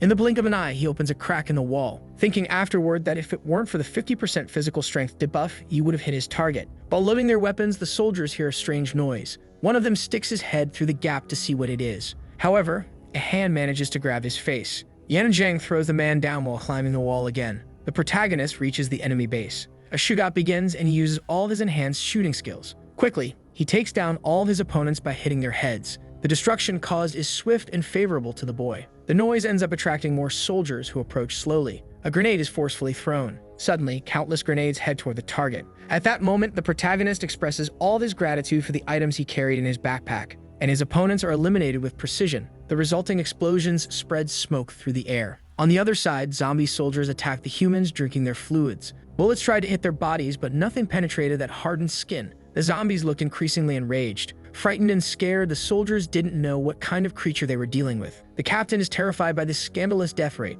The entire company was practically destroyed, but they only managed to kill about 10 enemies. The remaining soldiers were running out of bullets. At the moment, retreating was not an option, as the monsters were extremely fast. Thus, the plan was to hold out as long as they could and fight with determination. That was the captain's intention, but his body was frozen with fear. The zombie was getting closer, trying to reach him. Suddenly, the creature is exterminated right before his eyes. The only remaining part was its hand. Shocked, the captain looks to see where the shot came from. With a weapon in hand, Yan Zheng had eliminated the threat. The protagonist explains that thing was called a violent zombie, and the way to end it was by smashing the head. Lowering his powerful weapon, the young man approaches. The captain does not recognize what kind of weapon that was, with power equivalent to small caliber projectiles. At that moment, the officer is thankful they're safe. Minutes later, a zombie crushes a soldier with the weight of its body. The captain is extremely frightened by the scene. That was a great violent zombie, the Imperial Elite Major. With one of its hands, it approaches the soldier, but it's not able to reach him, thanks to Yan Zheng, who threw the captain far away, saying it was better that way. To defend himself, the protagonist causes an explosion with his shots. Debris flies everywhere as the boy aims at the Major. He stops the shooting upon noticing something strange. The zombie was using a concrete slab to protect itself. That was a necrotic energy technique that prevented his attack. The monster then shatters the concrete block into 1,000 pieces, launching stones in every direction. The smoke slightly blocked the Major's vision. Determined, he would use necrotic energy again, and with a blow, he destroys another concrete block. While he was distracted, the boy appears in midair, aiming precisely at the Major with his pistol. Holes begin forming in the concrete block, becoming increasingly deep. Upon landing, the protagonist prepares the next attack. Now his goal was to pierce that thick wall. Fully positioned, he grabs his other weapon and fires, and with a single bullet, manages to pierce the concrete and hit the Major. However, not being able to use X-ray vision was a big problem. Now a few more shots would be needed. Suddenly, Yan Zheng notices something approaching from his left. A large impact occurs, scattering debris everywhere. While being pushed, the protagonist uses his weapon as protection to avoid major damage. The zombie equipment was much stronger than his previous weapons. At that moment, the zombie Major tried to rebuild his body. Debris begins moving toward the boy, because the zombie was using his powers to control the stones. Out of nowhere, spikes appear from the ground and begin to grow larger, trying to reach the boy. Fleeing the imminent danger, he attempts to fire a few shots. But once again, the Major uses his necrotic techniques. Thick blocks emerge in front of him as a means of protection. Even so, the bullets pierce through the concrete with precision. On the other side, the zombie awaits the next move. Suddenly, a crack begins to form in the final wall, and the bullets pass through the blocks, reaching the undead. Suddenly, he is hit by the shots and flies backward. Yan Zheng continues his mission to end the enemy. Approaching, he aims his weapon at the opponent's face, but the Major grabs his pistol with one hand while seizing his arm with the other. The two engage in an intense battle. Confused, the young man doesn't understand his movements. At that moment, a giant hand appears on the ground. The boy wonders if his opponent was trying to crush him with that blow. The giant hand closes, seemingly crushing the boy. But with quick slashes, he manages to escape the trap. The Imperial Elite Zombie Major is finally defeated, and 6 level-up points are acquired. The Earth Zombie Core was obtained, which can be used as an enhancement for geotechnical abilities. With binoculars, Nan Feng observed the scene closely. Intrigued, the man shows a certain interest in that boy. Meanwhile, the boy, knowing he could only use one enhanced shot in the necropolis, concludes the zombie core wouldn't be that useful. He then decides to store it in his inventory for later. 7 points are used to raise his level to 42, and he saves 2 as backup. At that moment, a door falls from the sky. The protagonist has completed the first stage, moving on to the next. His eyes remain alert to the new environment. War tanks pass through the street. Thoughtful, the young man reflects on a possible ambush ahead. Stating that it wasn't safe outside, the soldier asks the boy to get into the tank. Before he can move, an explosion occurs right before his eyes. At that instant, he decides to take cover behind the wall, watching the war tank completely destroyed. One of the soldiers comments on the appearance of a tiger tank. Determined, they choose to use their mobility advantage, splitting between the forest and the city. 2 tanks scout inside the city. Suddenly, something crosses their path. The soldier inside the vehicle spots the enemies, and they begin firing several shots, which hit one of the tanks, causing an explosion. Meanwhile, other vehicles are in the forest. Frightened, the soldiers realize the platoon was being annihilated. 2 more tiger tanks appeared in front, and the commander gives the order to surround them from behind. Fire erupts from both sides, and the tanks attempt a new approach but keep getting hit. The enemies were very strong and skilled. However, they managed to make a hole in the enemy vehicle. Now they just needed one more precise shot to finish them off. Despite all their willpower, something strikes the left side of the tank. The resulting explosion informs the others that the battle is over. Meanwhile, a man observes the situation with binoculars. Looking toward the horizon, he notices there's still one tank left, but it seemed to be a model never seen before. Even so, the soldier doesn't feel intimidated and orders another attack. The shots are fired with extreme precision toward the enemy. However, the projectile shows no power at all, not even denting the armor. Frightened, the commander can't believe what just happened. Now the protagonist would show everyone what he was capable of. Immediately, a different projectile is fired from the tank. The aim is precise and the target has no way to escape. Upon impact, the vehicle shatters. At that moment, energy spreads around the protagonist's vehicle. Quickly, it disappears, leaving only Yan Zheng. Upon seeing the system, the young man is happy for saving some points earlier since he got an upgrade for the tank. Looking to the horizon, he reflects that the violent zombie army might still be in the city. Tanks are parked near a house. Furious, the captain realizes the enemy was able to destroy one of their tanks. In a house, the protagonist waits for the right moment to act. Using his powers, he uses his hands as weapons, and once again creates his massive war tank. Suddenly, an explosion occurs, scattering debris everywhere. One of the tanks is easily hit, spreading fire through the area. At that moment, the enemies realize the attack came from inside the house, even though it was already too late. Meanwhile, new troops arrive as reinforcements. The entire platoon of tiger tanks is annihilated, leaving no survivors. Approaching, they spot the enemy tank 2 kilometers away. Using all their strength, the soldiers show they are determined to eliminate it once and for all. But the protagonist is already prepared and launches his first attack. With speed, he fires a missile toward the opponents. The object is so powerful that it pierces through numerous war tanks. In the end, a massive explosion is caused. War debris can be seen flying through the air as the protagonist remains alive. Despite his efforts, he notices that one tank hasn't exploded. Suddenly, something comes out of the vehicle. Confused, the protagonist doesn't understand that type of movement. The tank begins transforming into something completely different. It was a level 50 Spider Zombie King tank. Frightened, Yan Zheng realizes the vehicle replicated the shape of his turret. The bombardment begins almost immediately. Luckily, the warrior manages to escape death. He calculates that the blind spot should be above that location, while his enemy unleashes intense attacks. Yan Zheng fires a missile on top of the tank. Another huge explosion occurs, but the vehicle seems impenetrable. Nervous, the young man doesn't know how to defend himself. Suddenly, red webs appear and grab him. With skill, the zombie tank lifts the boy's tank into the air. Apparently, his enemy was trying to crush everything he could. With a leap, he descends from the sky, causing the tank to disappear. The boy grabs onto one of the giant webs, but the enemy starts shaking him from side to side, and shortly after it withdraws his combat instruments. Yan Zheng, still alive, lands on the ground. Cleverly, he reveals he had planted bombs all over the enemy's armor. Another massive explosion occurs, releasing a lot of smoke, while the warrior patiently waits for the battle to end. However, he has not yet received a death notification, realizing his enemy is still alive. From within the smoke, the red webs come out quickly. With no time to waste, the young man decides he will finish the enemy before it changes form. However, on top of the tank, an enigmatic figure is revealed. It is the commander who controlled the spider zombie tank. Furthermore, the boy recognizes the old man as Xiaoqi's grandfather. Angrily, he realizes that if the old man had turned into a zombie, all the villagers might have met the same fate. While lost in thought, the webs grab his legs. The cannons point in his direction, ready to fire. A shot is fired, and the final target is Yan Zheng. Thus, an explosion spreads across the area, displaying the full power of the enemy. Imposing, the villain remains standing, watching the destruction caused. With a smile on his face, he shows all his satisfaction. A crater formed in the ground due to the impact of the shots. The war tank is destroyed with dents in the armor, and the zombie has a joyful expression, believing he has defeated his opponent. Suddenly, something very fast appears in the air. Unable to see clearly, the old man is confused. He launches his webs to try to defend himself from whatever it is. Suddenly, Yan Zheng appears beside him with a weapon in one hand. The young man's expression shows all of his anger. With intense and precise strikes, he splits the zombie's body apart. The remains are scattered in the wind, leaving no chance for the villain. Approaching Saoki's grandfather's body, he observes it. The old man asks if that boy was Yan Zheng. Desperate, the young man asks what happened in Saoki. Losing strength, the zombie tries to say something to him. However, a shot comes his way and blows his head apart.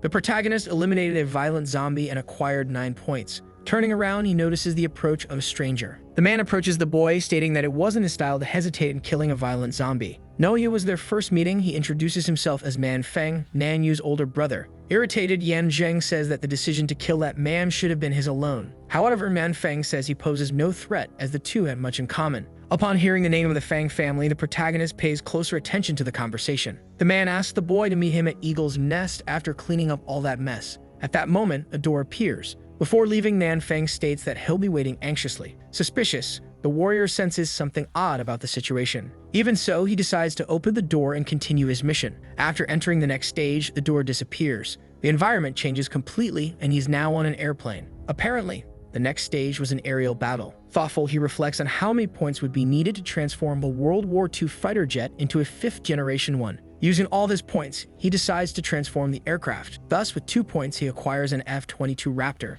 Beside him, the pilot thinks he's hallucinating from seeing the new aircraft. Shortly after, a plane is hit by multiple shots. The enemy appears on the scene, ready to blow everything up. One after another, the planes get into position. Suddenly, an attack begins targeting all aircraft, which try to evade. One of the soldiers notices a model never seen before. The protagonist says that anyone who attacks him will suffer terrible consequences. Aiming at the fighter jet, his target is located. However, the young man prefers to activate his engines to gain more speed. His aircraft cuts through the air, confusing his adversaries. With great speed, he climbs as high as he can, becoming completely out of reach. The enemy pilots don't understand how the aircraft vanished in the blink of an eye and are extremely confused. While flying, a precise shot hits one of the planes. Confused, the soldier doesn't understand where the attack came from. But before he could think further, he's hit as well. Yan, safe and sound, thinks that those old relics from World War II would never be able to avoid a missile that travels faster than sound. A missile is launched with extreme speed, slicing through the sky like a deadly lightning bolt. Suddenly, a devastating bombardment can be seen in the distance, lighting up the landscape with intense explosions. The soldier in the aircraft realizes they're being attacked from behind and that they've already lost 8 fighter jets to the attacks. Beside him, his colleague notices that the attacks have stopped. They also realize their enemies were out of missiles. Therefore, they decide to go with the plan, which was to set pride aside and jump into the fight. Thus, the combat aircraft sets out on its mission, determined to fulfill its goal. With lethal precision, it targets all its missiles at the enemy, ready to deliver a devastating attack. One of the aircraft is hit immediately. Shortly after, smoke shows that the plane is going down. Now only a few enemies remain to be eliminated, each more cautious than the last. The next target had already been hit, leaving a trail of destruction in its path. However, someone notices something strange. Among the clouds, a plane quickly approaches. It was the level 65th generation violent zombie fighter. At that moment, the boy understood he would have to face a 5th generation jet after using all of his ammunition. All the damage to the aircraft was repaired and all ammunition and fuel were replenished. Thus, he was able to accelerate with more power. Drawing a streak in the sky, he flies through the clouds. The engines display their full speed potential. The boy continues fleeing from his adversary. The 5th generation fighter spots the perfect moment to launch a missile. That small device travels across the sky at an exorbitant speed. The black fighter jet sees no way out as it's been locked on. Even accelerating its engines, the missile is too fast and is chasing it. However, the pilot manages to change his trajectory, creating distance from the threat. Now he would go after the powerful 5th generation fighter. A new chase begins, adrenaline pulsing through every move. The attack mode had completely changed, becoming more aggressive and strategic, ready to surprise. Thus, a military aircraft manages to launch a missile. With that, the opponent must evade the weapon that was chasing him. Even though it's fast, the missile is already behind the aircraft. Suddenly, it manages to shift its path to avoid being hit forcefully. The projectile continues on its path without causing explosions. Now the white fighter finds the perfect opportunity to strike the aircraft. The pilot notices the dangerous approach of that plane. Frightened, he realizes it's a type of terrifying mobility unknown to him. The aircraft is getting closer and closer at extreme speed. At that very moment, the black fighter jet is completely shot down. Debris can be seen in the air after the occurrence of an explosion. Intact, the 5th-generation jet dodges the remains of the plane. However, the pilot doesn't notice something approaching from the left. Jumping, the boy tries to save his life, seeking to escape imminent danger. With one of his hands, he clings to the aircraft using all his strength. He places on the back of the plane a bomb he had received from his uncle at the weapons shop. Doing a somersault, he launches himself into the air. He continues placing several bombs, one after another. At that moment, the timer had already hit 0. A massive explosion can be seen, throwing fragments in all directions. While observing the smoke and the destruction caused, the boy falls in free fall. Confused, he realizes there was no death notification. From within the gray mist, some winged creature can be seen approaching. It was a violent black shadow zombie, level 60 Dragon King. The protagonist wonders if the boss had a second form. That monstrosity begins to reveal all its powers, but the boy was prepared with his weapon in hand, praying not to get hit. Thus, the dragon casts a spell in his direction. In free fall, the boy manages to dodge it. He observes the curious orb floating in the sky. Suddenly, an intense light creates an explosion. Shielding his eyes, the boy brings his hands to his face. That orb holds an immense intensity. Suddenly, a wave of energy begins to expand through the air, creating a palpable tension. Next, an explosion occurs, revealing something unexpected. A crater opens in the ground, leaving a trail of destruction and mystery in its path. Terrified, the boy realizes that even without the physical debuff, he wouldn't have been able to withstand that nuclear bomb. As he continues falling, that monster chases him, coming in his direction. The protagonist notices that the attack had a cooldown time. Trying to protect himself, he fires his weapon at his opponent. Despite his efforts, the dragon's skin seems impenetrable. Soon after, the monster is already in front of him, trying to devour him. Seemingly without an escape, the boy manages to move his body, landing on the dragon's back. He holds his weapon while displaying his skills. That was the perfect moment to hit his opponent. The dragon feels the shots directly on its skin. Meanwhile, the protagonist hopes to have caused great damage. The wounds on the back of the flying creature are visible, showing the intense battle it endured. Even so, it regenerates easily, as if its supernatural strength defies any damage received. It seems the only way to defeat that opponent would be to strike directly at its core. The biggest problem was that the monster had many cores scattered throughout its body. That zombie had split the original core into its brainstem in separated fragments, making things harder for the protagonist. Suddenly, the dragon lets out a roar. Its body contorts and it starts spinning in rotation. With one of his hands, the boy holds on tightly. Despite his effort, his expression revealed he wouldn't be able to hold on much longer. At that moment, his body is thrown far away. Once again, the young man falls through the sky in free fall. Meanwhile, the dragon approaches the orb, but that posed no threat to the boy, who could not be hit by its power. The orb passes far from his body, causing not even a scratch. The boy already knew he couldn't be hit. Even so, a strange sensation causes his body to lose balance. That black hole was pulling him with full force. The attack seemed different from the last one, with great gravitational strength. With his weapon, he tries to land a few shots. However, when he fires a bullet from his pistol, it starts losing power, and suddenly, its trajectory changes completely. At that moment, the boy was nearly hit by his own shot. A shadow can be seen moving across the sky. Without giving up on its attacks, the dragon tries to use the orb. The boy was being pulled by the gravity behind him and couldn't use flash to dodge. If he took a direct hit, there would be no trace of his body left. His only hope was to use all his remaining upgrade points to upgrade that weapon. After using his power, his weapon was quickly upgraded. A player revolver was obtained with a wide range of high variance effects. Now the protagonist was ready to join the game wholeheartedly. Aiming his weapon, he pointed it at that powerful orb. Hovering in the air, the boy noticed the release of the orb's power. Meanwhile, the dragon was approaching at speed. The orb was releasing many beams of light. Suddenly, a light spreads completely. An explosion was caused, scattering debris in all directions. Meanwhile, a girl was calmly having her coffee. Sitting on the couch, she was the city's defense officer, named Olsen. The liquid inside the mug begins to move. Assistant Xiaozhang asks them to protect themselves from a possible earthquake. However, the officer knows that movement wasn't a natural phenomenon. She knew the vibration came from a distant location, mixed with the intense stench of corpses, assuming it was an S-class fighting. A whirlwind forms around the dragon. The lucky shot was able to neutralize the entire attack and distract the boss, as well as break the gravity. With the explosion covering his vision, the boy managed to use consecutive flash shots to reach behind the creature. Determined, he points his weapon with resolve, focusing on the target ahead. This time, the number shown on the die is 1, signaling that luck was not on his side. The shot follows its trajectory, slicing through the air with precision toward the chosen destination, and it manages to hit the dragon's skin. Even so, the protagonist is quite shocked when he realizes it wasn't enough. Flying through the sky, the monster goes after the orb. Getting closer, it opens its mouth. Its fangs are enormous, capable of destroying bodies with a single bite. However, the boy doesn't give up and points his weapon again. He fires several times, aiming at the creature's mouth. The dice spin, without revealing the rolled number. Suddenly, the number that appears is 5. Jang knows he only had one chance to reach level 5, so his luck wasn't that great. At that moment, the creature is standing still in front of him. Something strange can be seen on its giant body. The protagonist says he's curious to see what it would be like to have a mini nuke explode inside the enemy's body. At that moment, an explosion happens inside the monster's body. Parts of it are thrown in all directions. The enemy was eliminated and the passive skill Curve Overtake was activated. The legendary upgrade point of the Shadow Dragon King was obtained, capable of upgrading any item to legendary quality. That was his first legendary upgrade point, but due to restrictions, he couldn't use the special ability yet. Now Yanzhen had reached level 50. While celebrating his newly acquired skills, a rift opened in the ground. Turning around, the protagonist noticed something strange. Suddenly, something huge began to emerge from the ground. In front of him, a giant castle appeared with a terrifying appearance. The boy thinks that must be a final boss.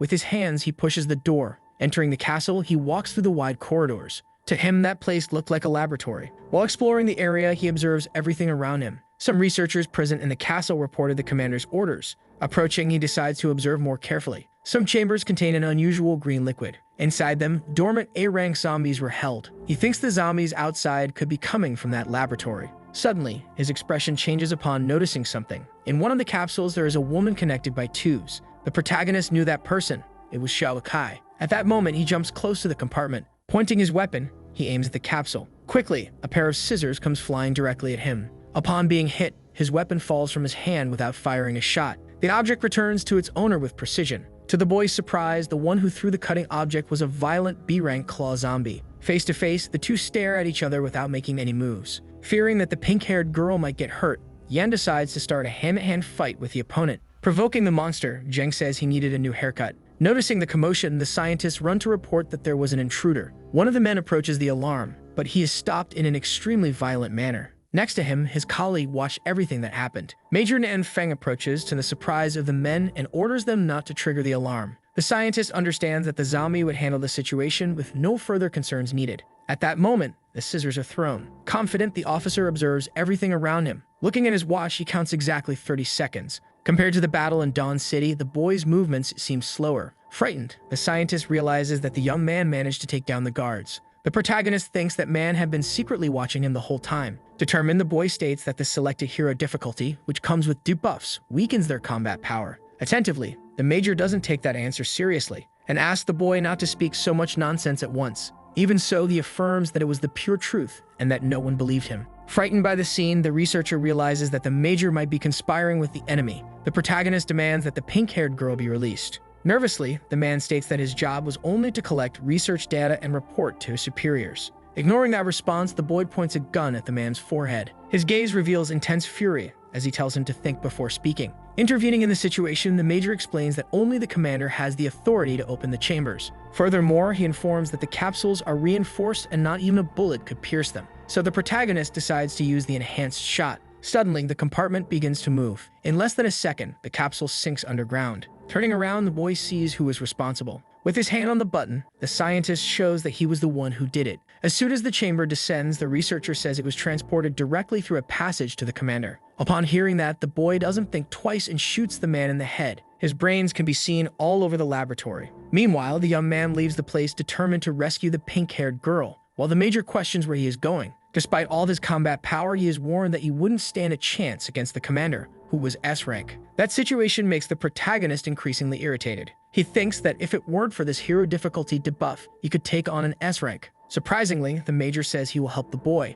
Confused, he asks why the commander's subordinate would help him. Additionally, he suspects that man could have acted earlier while watching innocent people being captured for experiments. However, the officer states that they had a common enemy and asks him not to worry about the details. Meanwhile, they attentively observe something through the glass. At that exact moment, the commander was coordinating a parade. Flags were being carried, showcasing the full might of the squad. Lined up, the men marched slowly. The number of soldiers is exorbitant, forming an imposing and intimidating line. A man in a military uniform presents himself, emanating authority and confidence, ready to lead the mission firmly. That was the S-rank zombie commander. The major says his name was Yuan Shu. The major explains that all the zombies from that cemetery were created using corpse techniques commanded by him. With a single movement of his gloved hands, the ground breaks almost immediately. Soon after, the chamber with green liquid is fully visible. Inside the capsule, the girl sleeps peacefully. Desperate, the protagonist sees his friend and shouts her name. The commander declares that on that day they would welcome another zombie soldier, and that his grand plan was to leave that cemetery and kill the humans on the surface.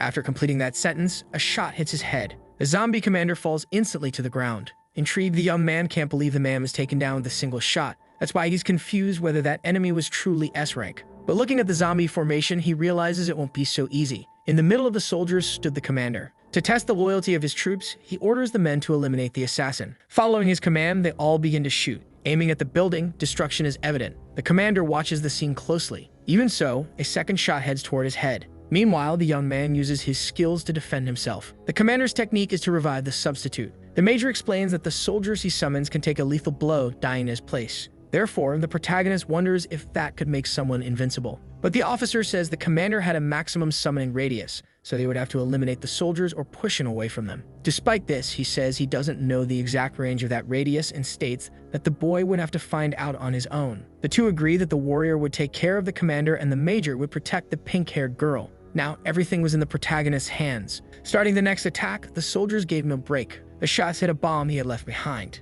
At that moment, one of the guards realizes what is about to happen. The C4 was upgraded to Ultra C4, consuming a regular upgrade point. Immediately, the bomb begins to quadruple in size. From afar, Yuan Shu is impressed by the technique. With a bomb that size, he says the young man was planning to blow up the entire block. Shortly after, he moves his hand quickly. His mission was to protect the pink-haired girl. Therefore, he hides the chamber. From above, the protagonist observed all the soldiers.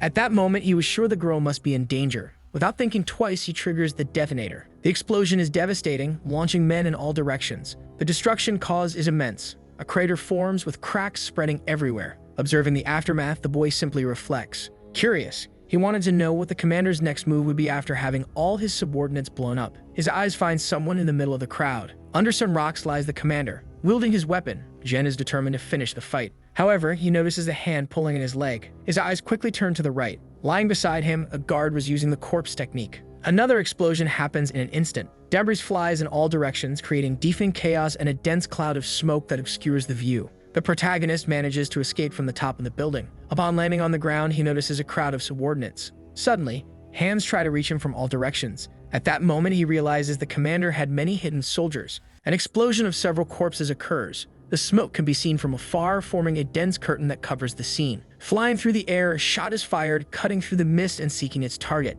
and it pierces through a green water slime with precision. The protagonist finds himself trapped inside that liquid. Confused, he tries to figure out what it was. At this moment, the commander still had many moves in reserve. The major believes the commander never expected that child to blow up all his soldiers at once, so the officer resorted to unleashing the corpse puppets buried underground. However, bullets don't travel very far underwater. Some bubbles emerge from the corpse's hands. Together, they form a powerful sphere, as the fluid extracted from destroyed limbs regenerates infinitely. Meanwhile, the underwater movement continues. Countless bullets can be seen gliding through the liquid. The protagonist knew he couldn't use the precision shot to escape. The only thing he could do for now was swim. His body can be seen swimming underwater. Zhen feels desperation as he realizes he can't get out, beginning to run out of air. The major knew he had to intervene immediately to save the girl's life. Raising one of his hands, he uses the corpse technique. However, he realizes he's being watched by someone. Turning his body, he notices something strange. Meanwhile, the girl remains unconscious. That situation was very bad, as an explosion could destroy the girl's life. Even so, it was inevitable and ended up happening anyway. Due to the explosion, a new crater opens. Yuan Shu appears imposing, carrying the girl in his arms. Now Yan Zhen would have to manage alone without the major's help. Underwater, the protagonist begins to lose air. He faints, unable to swim or escape the water. His body begins to float inside the sphere. The commander places one of his hands and tries to listen to the protagonist's heartbeat, which was almost stopping. The officer's idea was to turn the boy into a corpse warrior. A strange force can be felt by the commander, and his eyes widen. An energy emanates from within the water. By consuming another upgrade point, the boy's health is fully restored. The zombie can't believe the human was still alive. Despite having revived, the boy was still trapped underwater, and the boss says he'll kill him as many times as necessary. Yan Zhen states that he could come back to life up to 10 more times, but he had another plan in mind and began to show all his power. To try to escape, he used the Hellfire Core combined with the Cemetery Claw Blade to create a weapon. The Hellfire Blade was a legendary level weapon sharp enough to cut steel. Nervous, the commander begins to understand the threatening situation, so he orders his soldiers to blow the boy to pieces. Without hesitation, his subordinates charge into battle. The zombies try to get closer to the young man. Zhen realizes they wanted to provoke an explosion nearby and use a shockwave to knock the warrior out of there. Wielding his sword, he tries to attack all who approach. Like a whirlpool, he creates something unexpected underwater. Suddenly, a massive explosion occurs and liquid is launched in all directions. At the center, Only the boy and his powerful weapon remain. Furious, the captain can't believe that situation was possible. As the commander, he believed no one could stop his great revival. While trying to approach the boy, he fires a bullet in his direction. With his sword, the protagonist slices the projectile in half with no difficulty. A tremendous power begins to spread through the surroundings. A path is revealed, showing the cracks. The young man's expression reveals all his rage. At that moment, everything was sucked into the crater. However, the officer manages to escape death once again and jumps far away. The smile on his face, he claims he could resurrect infinitely and the enemy would not be able to kill him. At that moment, the protagonist had put away his weapon, appearing to give up the battle. Stating that he would develop a new corpse technique and return, the zombie runs quickly. A blue energy fades from his mouth. Suddenly, his entire body begins to disintegrate. Only a few of his clothes remain, untouched by the ashes. The commander does not understand what is happening, since he had switched his body to a puppet. Looking at his arms, he realizes they are still in flames. The sand moves, swallowing his body slowly, as if being consumed. His head is the only part remaining, emerging from the sand. The crater on the ground remains surrounded by blue flaming energy. Shortly after, it begins to spread throughout the building area, showing that the commander had been eliminated. After the battle, the protagonist had obtained the commander's core, making it possible to control an army of corpses. As his hands approach the core, someone else steals it. At that moment, the major quickly appears on the scene. Fascinated, he says he had been waiting a long time for that moment. However, the reward for the battle belonged to Yan Zhen for doing all the hard work. Yun Shou admits to having used the boy for his own benefit. Realizing he was deceived, the boy becomes extremely angry. Changing his expression, the major was already prepared for a new battle. However, something catches his attention. A hand wielding a knife threatened to end the pink-haired girl's life. Without thinking twice, the protagonist tries to stop the act. He holds the girl in his arms and carries her away from the destruction. The great cemetery was closing and additional rewards would be calculated upon exit. At that moment, the sky took on a dark color of red and black. Explosions continued all around. The cemetery began to vanish before the boy's eyes, but he knew he would meet the major again. Meanwhile, he watched the man's departure, who warned him not to remain in his way. The man disappears into the darkness. A small building in the middle of the forest can be seen. Fang Shu is sleeping, sitting at the door of the establishment, until a noise makes him wake up abruptly. With no time to think, he gets up completely startled. Upon observing the scene, his gaze reveals all the terror. The building had been completely destroyed, not a single wall remaining. The cemetery begins to collapse, frightening the boy as the boss had not returned. Looking at the sky, he notices something strange. The protagonist returns, bringing the unconscious girl with him. Fang Shu becomes extremely happy to see that his master was safe and sound. Yan Zhen asks his subordinate not to mention anything he had just witnessed. Understanding the mission, he says he's great at keeping secrets. Handing over a piece of paper, the protagonist asks the boy to bring all the items from the list when he returns from the city. Now his attention was entirely focused on the sleeping girl. Thoughtful, the protagonist seeks to find a place to leave Xiao Kai, but taking her to the city wasn't a good option. On a sunny day, the volcano is covered by some clouds. Apparently, the crater seemed peaceful enough to rest for a while. Being a very high place, the warrior would have a clear view of the surroundings. The steep slopes make it difficult for common zombies and low-level corpse warriors to climb. In addition, the flat and spacious area would be perfect to build his property after establishing a perimeter against threats. Looking at the system, the boy analyzes the rewards received in the cemetery. Fang Shu calls and informs that he had already gathered all the items requested by his master. However, he couldn't see the protagonist at the designated location. The man was only supposed to leave the truck and return to the city. As he leaves, his colleague seems confused about what Yan Zhen wanted with seeds and toy models. Wasting no time, the warrior heads to the place where the truck is parked. For him, the fewer people who know the exact location of the base, the better. Using his immense strength, he lifts the heavy vehicle. Without the cemetery debuff, he felt much stronger. Now the truck is already at the top of the volcano. Ignoring the system's presets, the young man wanted to try something based on his own preferences. Thus, he releases power and asked for a big house. Instantly, the object increased in size, becoming a beautiful mansion.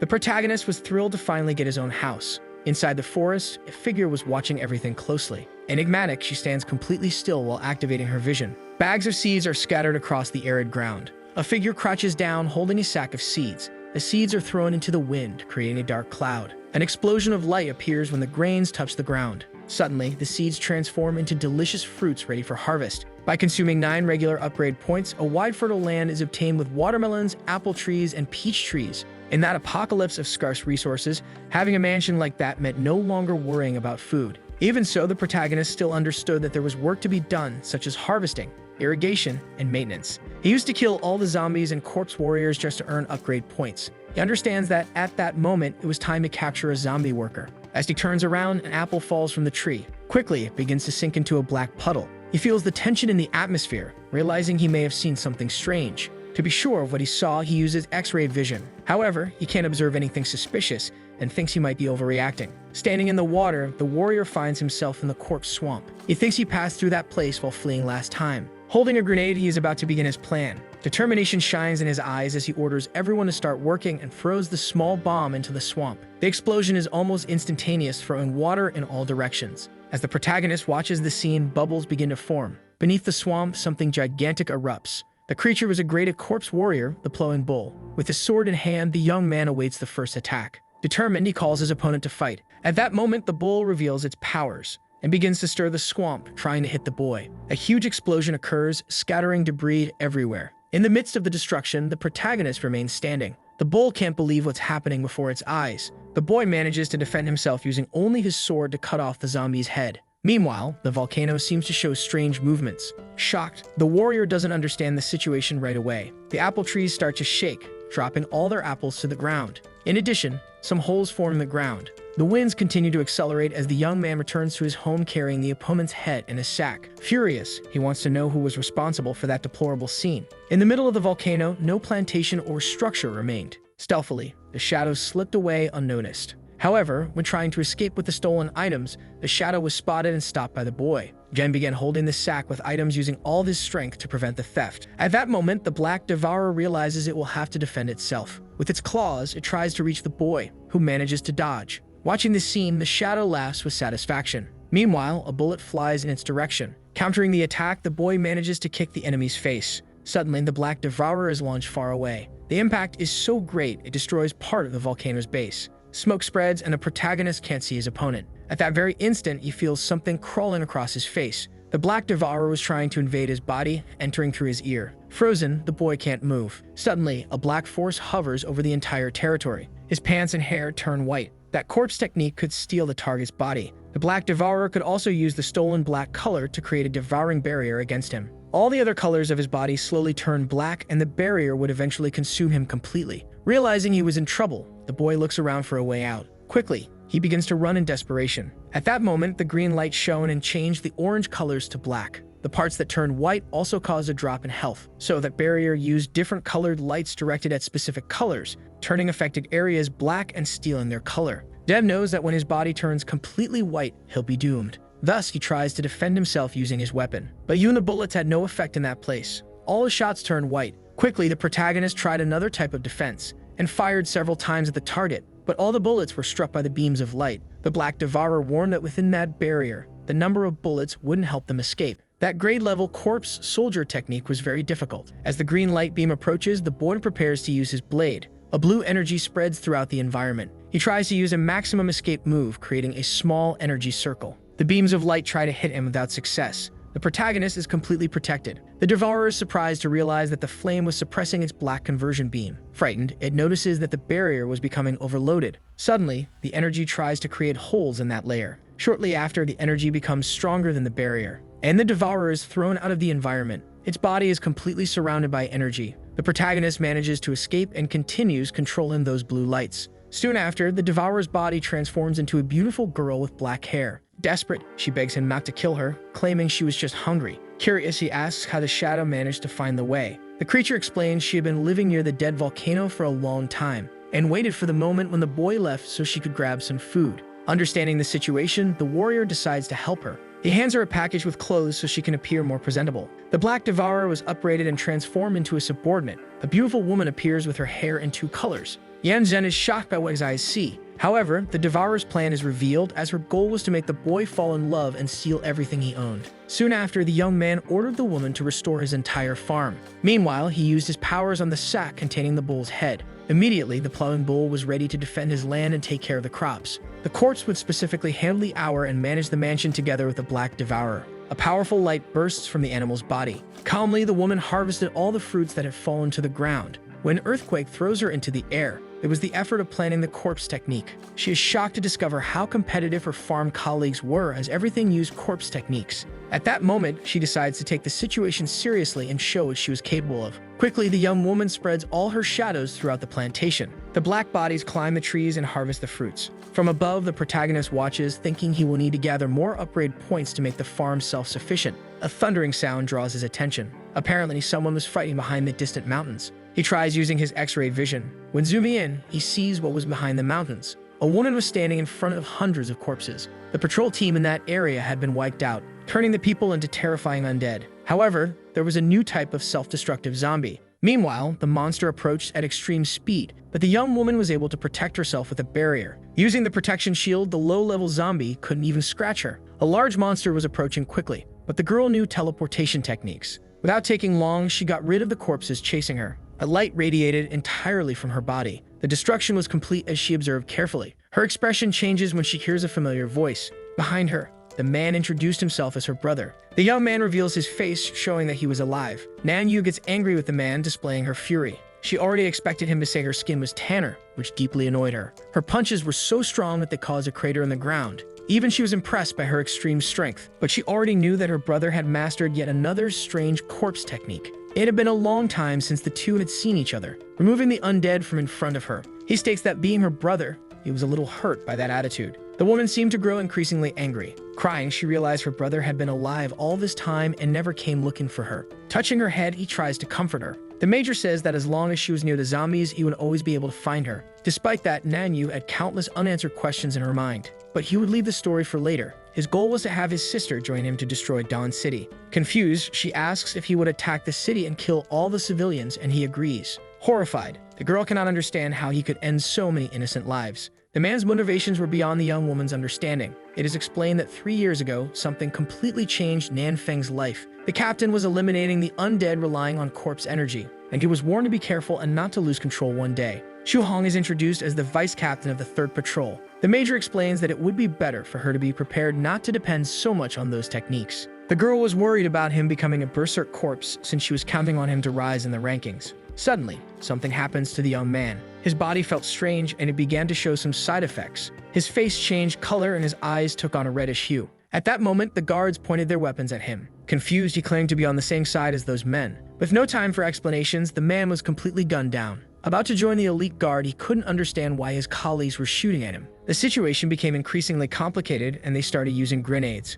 Quickly, a massive detonation occurred at the scene. Watching carefully, the officer believes it's not possible for Nanfeng to be alive. Despite the certainty, he is completely stunned by what he sees. Quickly, the guard tries to defend himself, but the man is very fast, revealing his skills. In less than 5 seconds, he takes down all the officers. Holding his blade, he realizes he had defeated his enemies. His goal was to kill any human who appeared in front of him. On a highway, cars move peacefully. Inside the vehicle, a girl hands the city lord the latest list of elite guard candidates. The system displays Nanfeng's photos and main data. The sovereign says he knew that boy from the patrol squad, but that he had been rejected countless times for the position. Kifang says his levels have been consistently high during medical exams. Fearing the boy might turn into a furious corpse, the man declares he would rot in the squad. At that very moment, a corpse proximity alert is received. A figure jumps out from the forest and lands on top of the vehicle. Suddenly, the car window shatters into 1,000 pieces. Nanfeng appears with a knife in his hands. The city lord is extremely shocked by what he sees. Wasting no time, the elite guard casts a spell, which sends the man flying. Meanwhile, the car speeds up. The girl pursues the enemy with extreme precision. Now he would come to know the strength of the elite guard. Undeterred, he grips his corpse energy blade. But the woman uses her powers again to attack. Her corpse techniques were something unknown to the man. With one of her hands, she makes a motion. Quickly, the enemy's body is hurled into the air. Her gaze reveals alertness to the environment. Patiently, she waits for the counterattack. But she was already prepared for whatever might come. The guard shields her body by creating an impenetrable barrier. The enemy tries to escape by all means. However, her superior asks her to return and help fix the car. They discuss how, during the apocalypse, getting a luxury car like that was rare, so they decide to repair it. The officer was extremely worried about letting the corpse escape, since it could infect many innocents. Despite everything, the city lord was only concerned that there would be no peasants left to do the heavy work. A warning would be issued in the city, and the lunatic Ren Xin would join the pursuit. A footprint is left on the ground. Wounded, the corpse walks through the city. Ranting, he reflects on his current situation and how he ended up at that point. A tall building displays a large screen that immediately catches the man's attention. They announce that Nanfeng is dangerous and that anyone hiding information about his whereabouts will be executed. His hands reveal all his rage. He did not consider himself a berserk corpse, but rather the captain of the Dawn City Patrol Squad. As he walks through the streets, people watch. A citizen cannot believe a corpse is walking freely without being stopped by the guards. A woman cannot believe something like that could be the squad captain. At that moment, Nanfeng can't believe what's happening. Suddenly, a gun is pointed at the back of his neck and he's told not to move. Several officers surround him to prevent any escape. Rage begins to spread quickly through his body. Without thinking twice, he escapes through the air, flying. While floating in the air, something hits his face, causing him to fall in free fall. He is launched between buildings. In the end, he hits his back against a wall. As he recovers, a voice begins to speak to him. Ren Xin says he's curious to know how he became cadaverous and still retains some humanity. Nanfeng can't believe the warrior avoided decapitating him, just asked a simple question. Fang Shou's orders were to execute mercilessly. However, the opponent's appearance sparked a new idea in the young man, who thought of pushing beyond his limits. Showing no interest in the conversation, the man asked to be killed, thinking he might lose control again. But dying wouldn't be something so easy for him. At that moment, the fighter uses the Shadow Mirage technique. His powers begin to create a whirlwind. Shortly after, the two disappear. Lost, the man doesn't understand what place that was. Suddenly, a knife pierces his body. His eyes widen, showing all the pain he experienced. Ren Xin binds the opponent's hands with 2 chains while beginning the torture. He was interested in studying every part of the captain's body. The experiments begin with countless cuts being made on Nanfeng's body. The pain is so intense that his eyes nearly pop out of his face. The lunatic notes all of his discoveries in his notebook, paying attention to the man's recovery time. He discovers that the key lies in energy release so as not to completely lose his humanity. At that moment, Ren Xin already possesses what he needs to go beyond his limits. Desperate, the captain claims he would kill that madman. Grabbing his sword, the researcher and torturer was determined to finish Nanfeng once and for all. He would cut off the head of the man who was no longer of any use. However, before he could complete his action, an explosion occurs. In the middle of the smoke, a figure can be seen. Ren Xin realizes that the corpse escaped. With quick movements, the man vanishes without a trace. 2 people walk through the forest, leaving a trail of blood behind them. A large weapon is left behind. The woman firmly holds the captain, not letting his body lose balance. Nanfeng doesn't understand why the girl had risked her life to help the most wanted criminal in the city. However, the woman had her reasons stated from the beginning. He thinks she liked him a little, but that's not what she was trying to explain. Noticing the audacity, she punches him while stating she needed him to rise in the rankings and earn money. Now they would need to build their own base outside the city. Before the man could respond, she feels something strange. A bit of blood is spilled. Then he realizes that a knife has pierced Chu Hong's chest. The captain is in disbelief at that scene, showing his intense despair. The lunatic Ren Xin finds the fugitives with ease. Nanfeng runs to try to attack the enemy, but he is stopped by a kick to the face. The man is thrown far away from the two. Quickly, Chu Hong turns to strike her opponent. The vice captain manages to land a cut on the warrior's stomach. Now both of them had deep wounds. Irritated, Ren Xin doesn't like the woman's actions. She tries to provoke him by saying he was getting scared. Meanwhile, the two begin to engage in an intense battle. Both use swords for the confrontation. Their blows were fast and powerful. Still weak, Nanfeng knew he needed to help in the fight. However, he couldn't move, and the woman shouted for the captain to run without looking back. Ren Xin is already prepared for the next attack. Suddenly, Chu Hong's sword is destroyed with a single blow and hits her. Desperate, the officer screams his friend's name. At that moment, he realizes the vice captain is in danger. Now the lunatic warrior comes after him, ready to end his life. But the man showed irritation in his eyes, which left the opponent very confused. Nanfeng managed to dodge the attack, and his enemy fell to the ground, feeling immense pain. His body was completely out of control, and his blood seemed to be boiling. The boiling blood corpse technique mixed his own blood with the enemy's, causing it to dry up and evaporate completely. Crawling on the ground, Chu Hong was determined to finish Ren Xin. At that moment, the lunatic understood the whole plan from the beginning. However, he knew that wasn't enough to end his life. The woman desperately begged the captain to run, for she was sure that in his state he couldn't help. Realizing how weak he was, the man escaped. The skin on Ren Xin's face showed that the technique was working. He wouldn't let the captain escape easily. Even so, he was too weak to get up. His blood continued to be drained from his veins. Even trying every way to fight against it, his body turned into just bones. The vice captain realized that luck was on her side for still being alive. Suddenly, the bones turned into mere branches, and she realized it was a trap. However, it was already too late to escape. With a slash, the warrior cut off her head. Ren Xin was alive, even though he had numerous injuries. Realizing that the captain had fled, he decided to turn all his rage toward that woman. A pickup truck drives along the path, kicking up dust everywhere. The driver asks what the purpose was of searching that area for a whole week, and they say that Master Ren Xin was determined to find that man. Chu Hong's head was placed on a pole to display his invincibility. From afar, Nanfeng watched the pickup truck. He couldn't believe that bastard was treating his friend that way. Unable to do anything, he was sure that any move he made would be suicide. Angrily, he swore that one day he would place Ren Xin's head on a pole just like that. At that moment, the captain finished telling the story to his sister. He wanted her help to take revenge on the entire Fang family, stating that they all deserved to die. Even so, the girl did not agree with condemning so many innocent lives because of that revenge. Nanyu asks him to promise to spare the lives of the citizens. Accepting the proposal, Nanfeng smiles. Meanwhile, someone was listening closely to their conversation. Realizing it was something important, they decide to report immediately. Clouds cover the immense volcano. Now the farm looks much more organized and beautiful. The information quickly reaches the ears of Yan Zhen. Reflecting, the protagonist realizes that Nanfeng has enemies in common with him, which could be something favorable. Suddenly, a figure appears at his side. The pink-haired girl seems much better at that moment. Curious, the young man wants to know how her new body was adapting. Wasting no time, the girl shows all her abilities. By breaking an object with a single strike, she immediately hits the bull's head. However, she apologizes to the creature, showing she had no intention of hurting it. Her adaptation seemed very good. After ruining his roof, she would be in charge of commanding the building. With tears in her eyes, she takes responsibility. At that moment, her attention shifts to something else. That day, the sunset appeared extremely red. Apparently, a great battle was about to begin in Dawn City. A fly buzzes among the trees, until it's completely caught in a spider web. While the insect remains trapped, one of the corpses pays attention to what's happening around. Suddenly, countless zombies can be seen heading toward the city's main gates. Alert, the guard notices the approach of the undead. He didn't understand how there could be so many zombies with the patrol taking care of everything outside. Slowly, someone touches his shoulder, asking him to stay calm. It was Captain Wu Fenzhen, who said those low-level zombies couldn't harm them. Outside, the undead observe the people on the wall. Suddenly, they begin to run quickly. Heading for the gates, they try to destroy them. But the officer stated that the main gate was made of 50-centimeter thick manganese steel. The soldier panics when he realizes the zombie's target isn't the main gate. To the captain, it made no difference. Meanwhile, the corpse continued to accelerate. Suddenly, an explosion occurs beneath them. Everything starts shaking and debris is seen flying everywhere. Desperate, Captain Wu Fenzhen is shocked to discover that the undead could cause explosions.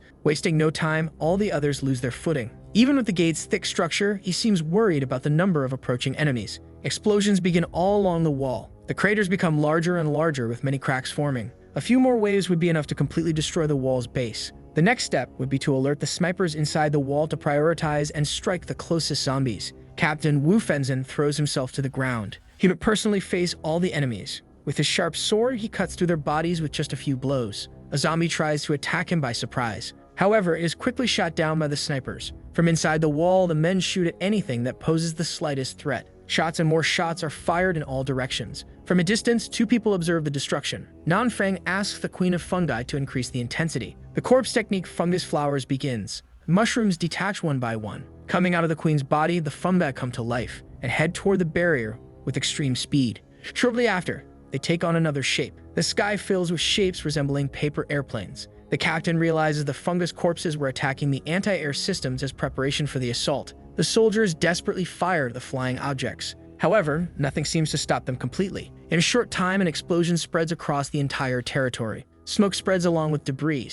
On the barrier, the cracks keep growing. The fungi go after the snipers. The soldier realized the situation was bad. Suddenly, a second explosion happened. Now the holes in the wall were even larger. The two attack waves were enough to completely break through the wall's defenses. Apparently, there was a corpse soldier on the other side just as strong as Captain Wu himself. A huge foot supports all its weight on the ground. The rank B corpse soldier, Explosive Fat, charges forward. On his head, there's an explosive device. To Captain Wu, that enemy seemed extremely dangerous. With determination, the man runs to face the unknown creature. While wielding his sword, he decides to use the corpse technique of 5-point attack. At that moment, a small plane appears heading in his direction. A colossal explosion erupts, lighting up the sky with a deafening roar. The giant creature continues its course toward the wall. Lying on the ground, Captain Wu Fenzhen admits he was reckless in that situation. Each step brings the monster closer to the wall. Taking a giant leap, it gains momentum. Using the strength of its body, it throws all its weight at the barrier. A huge crack begins to appear. In a short time, the impenetrable wall breaks apart. On the other side, the corpse soldier is lying on top of the debris.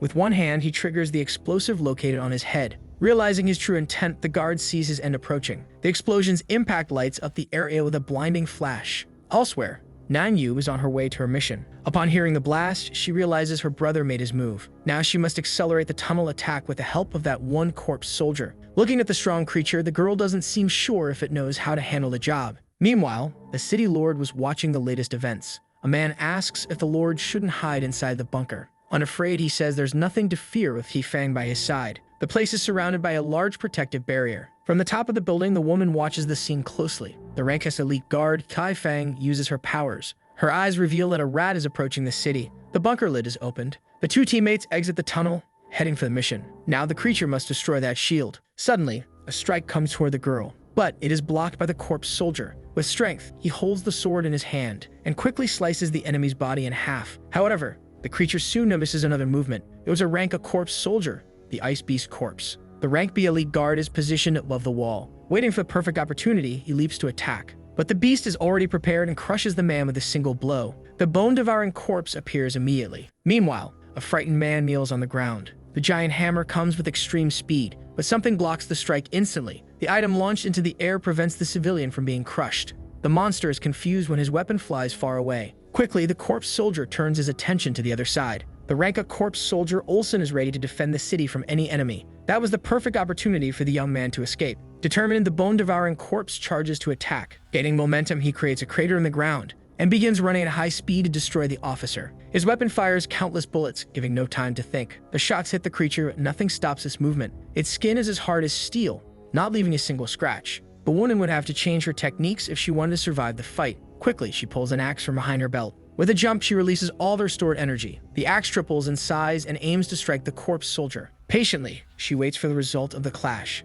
The smoke dissipates into the air, revealing the monster's horns. A giant punch comes toward the girl. Upon impact, her body is thrown far away. Even though she cut off the bone-devouring corpse's head, he was still intact. Wasting no time, the soldier continued the fight with immense pleasure. In her hands, she holds a circular object. Her shield grows in size, being used for protection. The beast cannot penetrate that item, even with all its strength. The battle continues and debris scatters everywhere. With one hand, the corpse calls for his weapon. The hammer flies from the rocks and goes directly to its owner. While preparing for the next blow, the officer waits patiently. Again, she picks up a very small object and transforms it into something 30 times bigger, capable of hitting the creature squarely. Its body is cut in half and its remains fall to the ground. The smoke obscures everything around. This time, she believes she has managed to destroy her opponent. However, a devastating punch comes in her direction, slicing through the air with impressive speed. She finds herself trapped in a creature's hands and becomes desperate upon seeing her situation. Suddenly, a sharp object slices through the air. The hand of that monstrosity is cut off, freeing the young woman who was held. Yan Zhen realizes he is about to be trampled, but the protagonist grips his sword and unleashes all his energy. The blue light strikes the opponent's body with precision.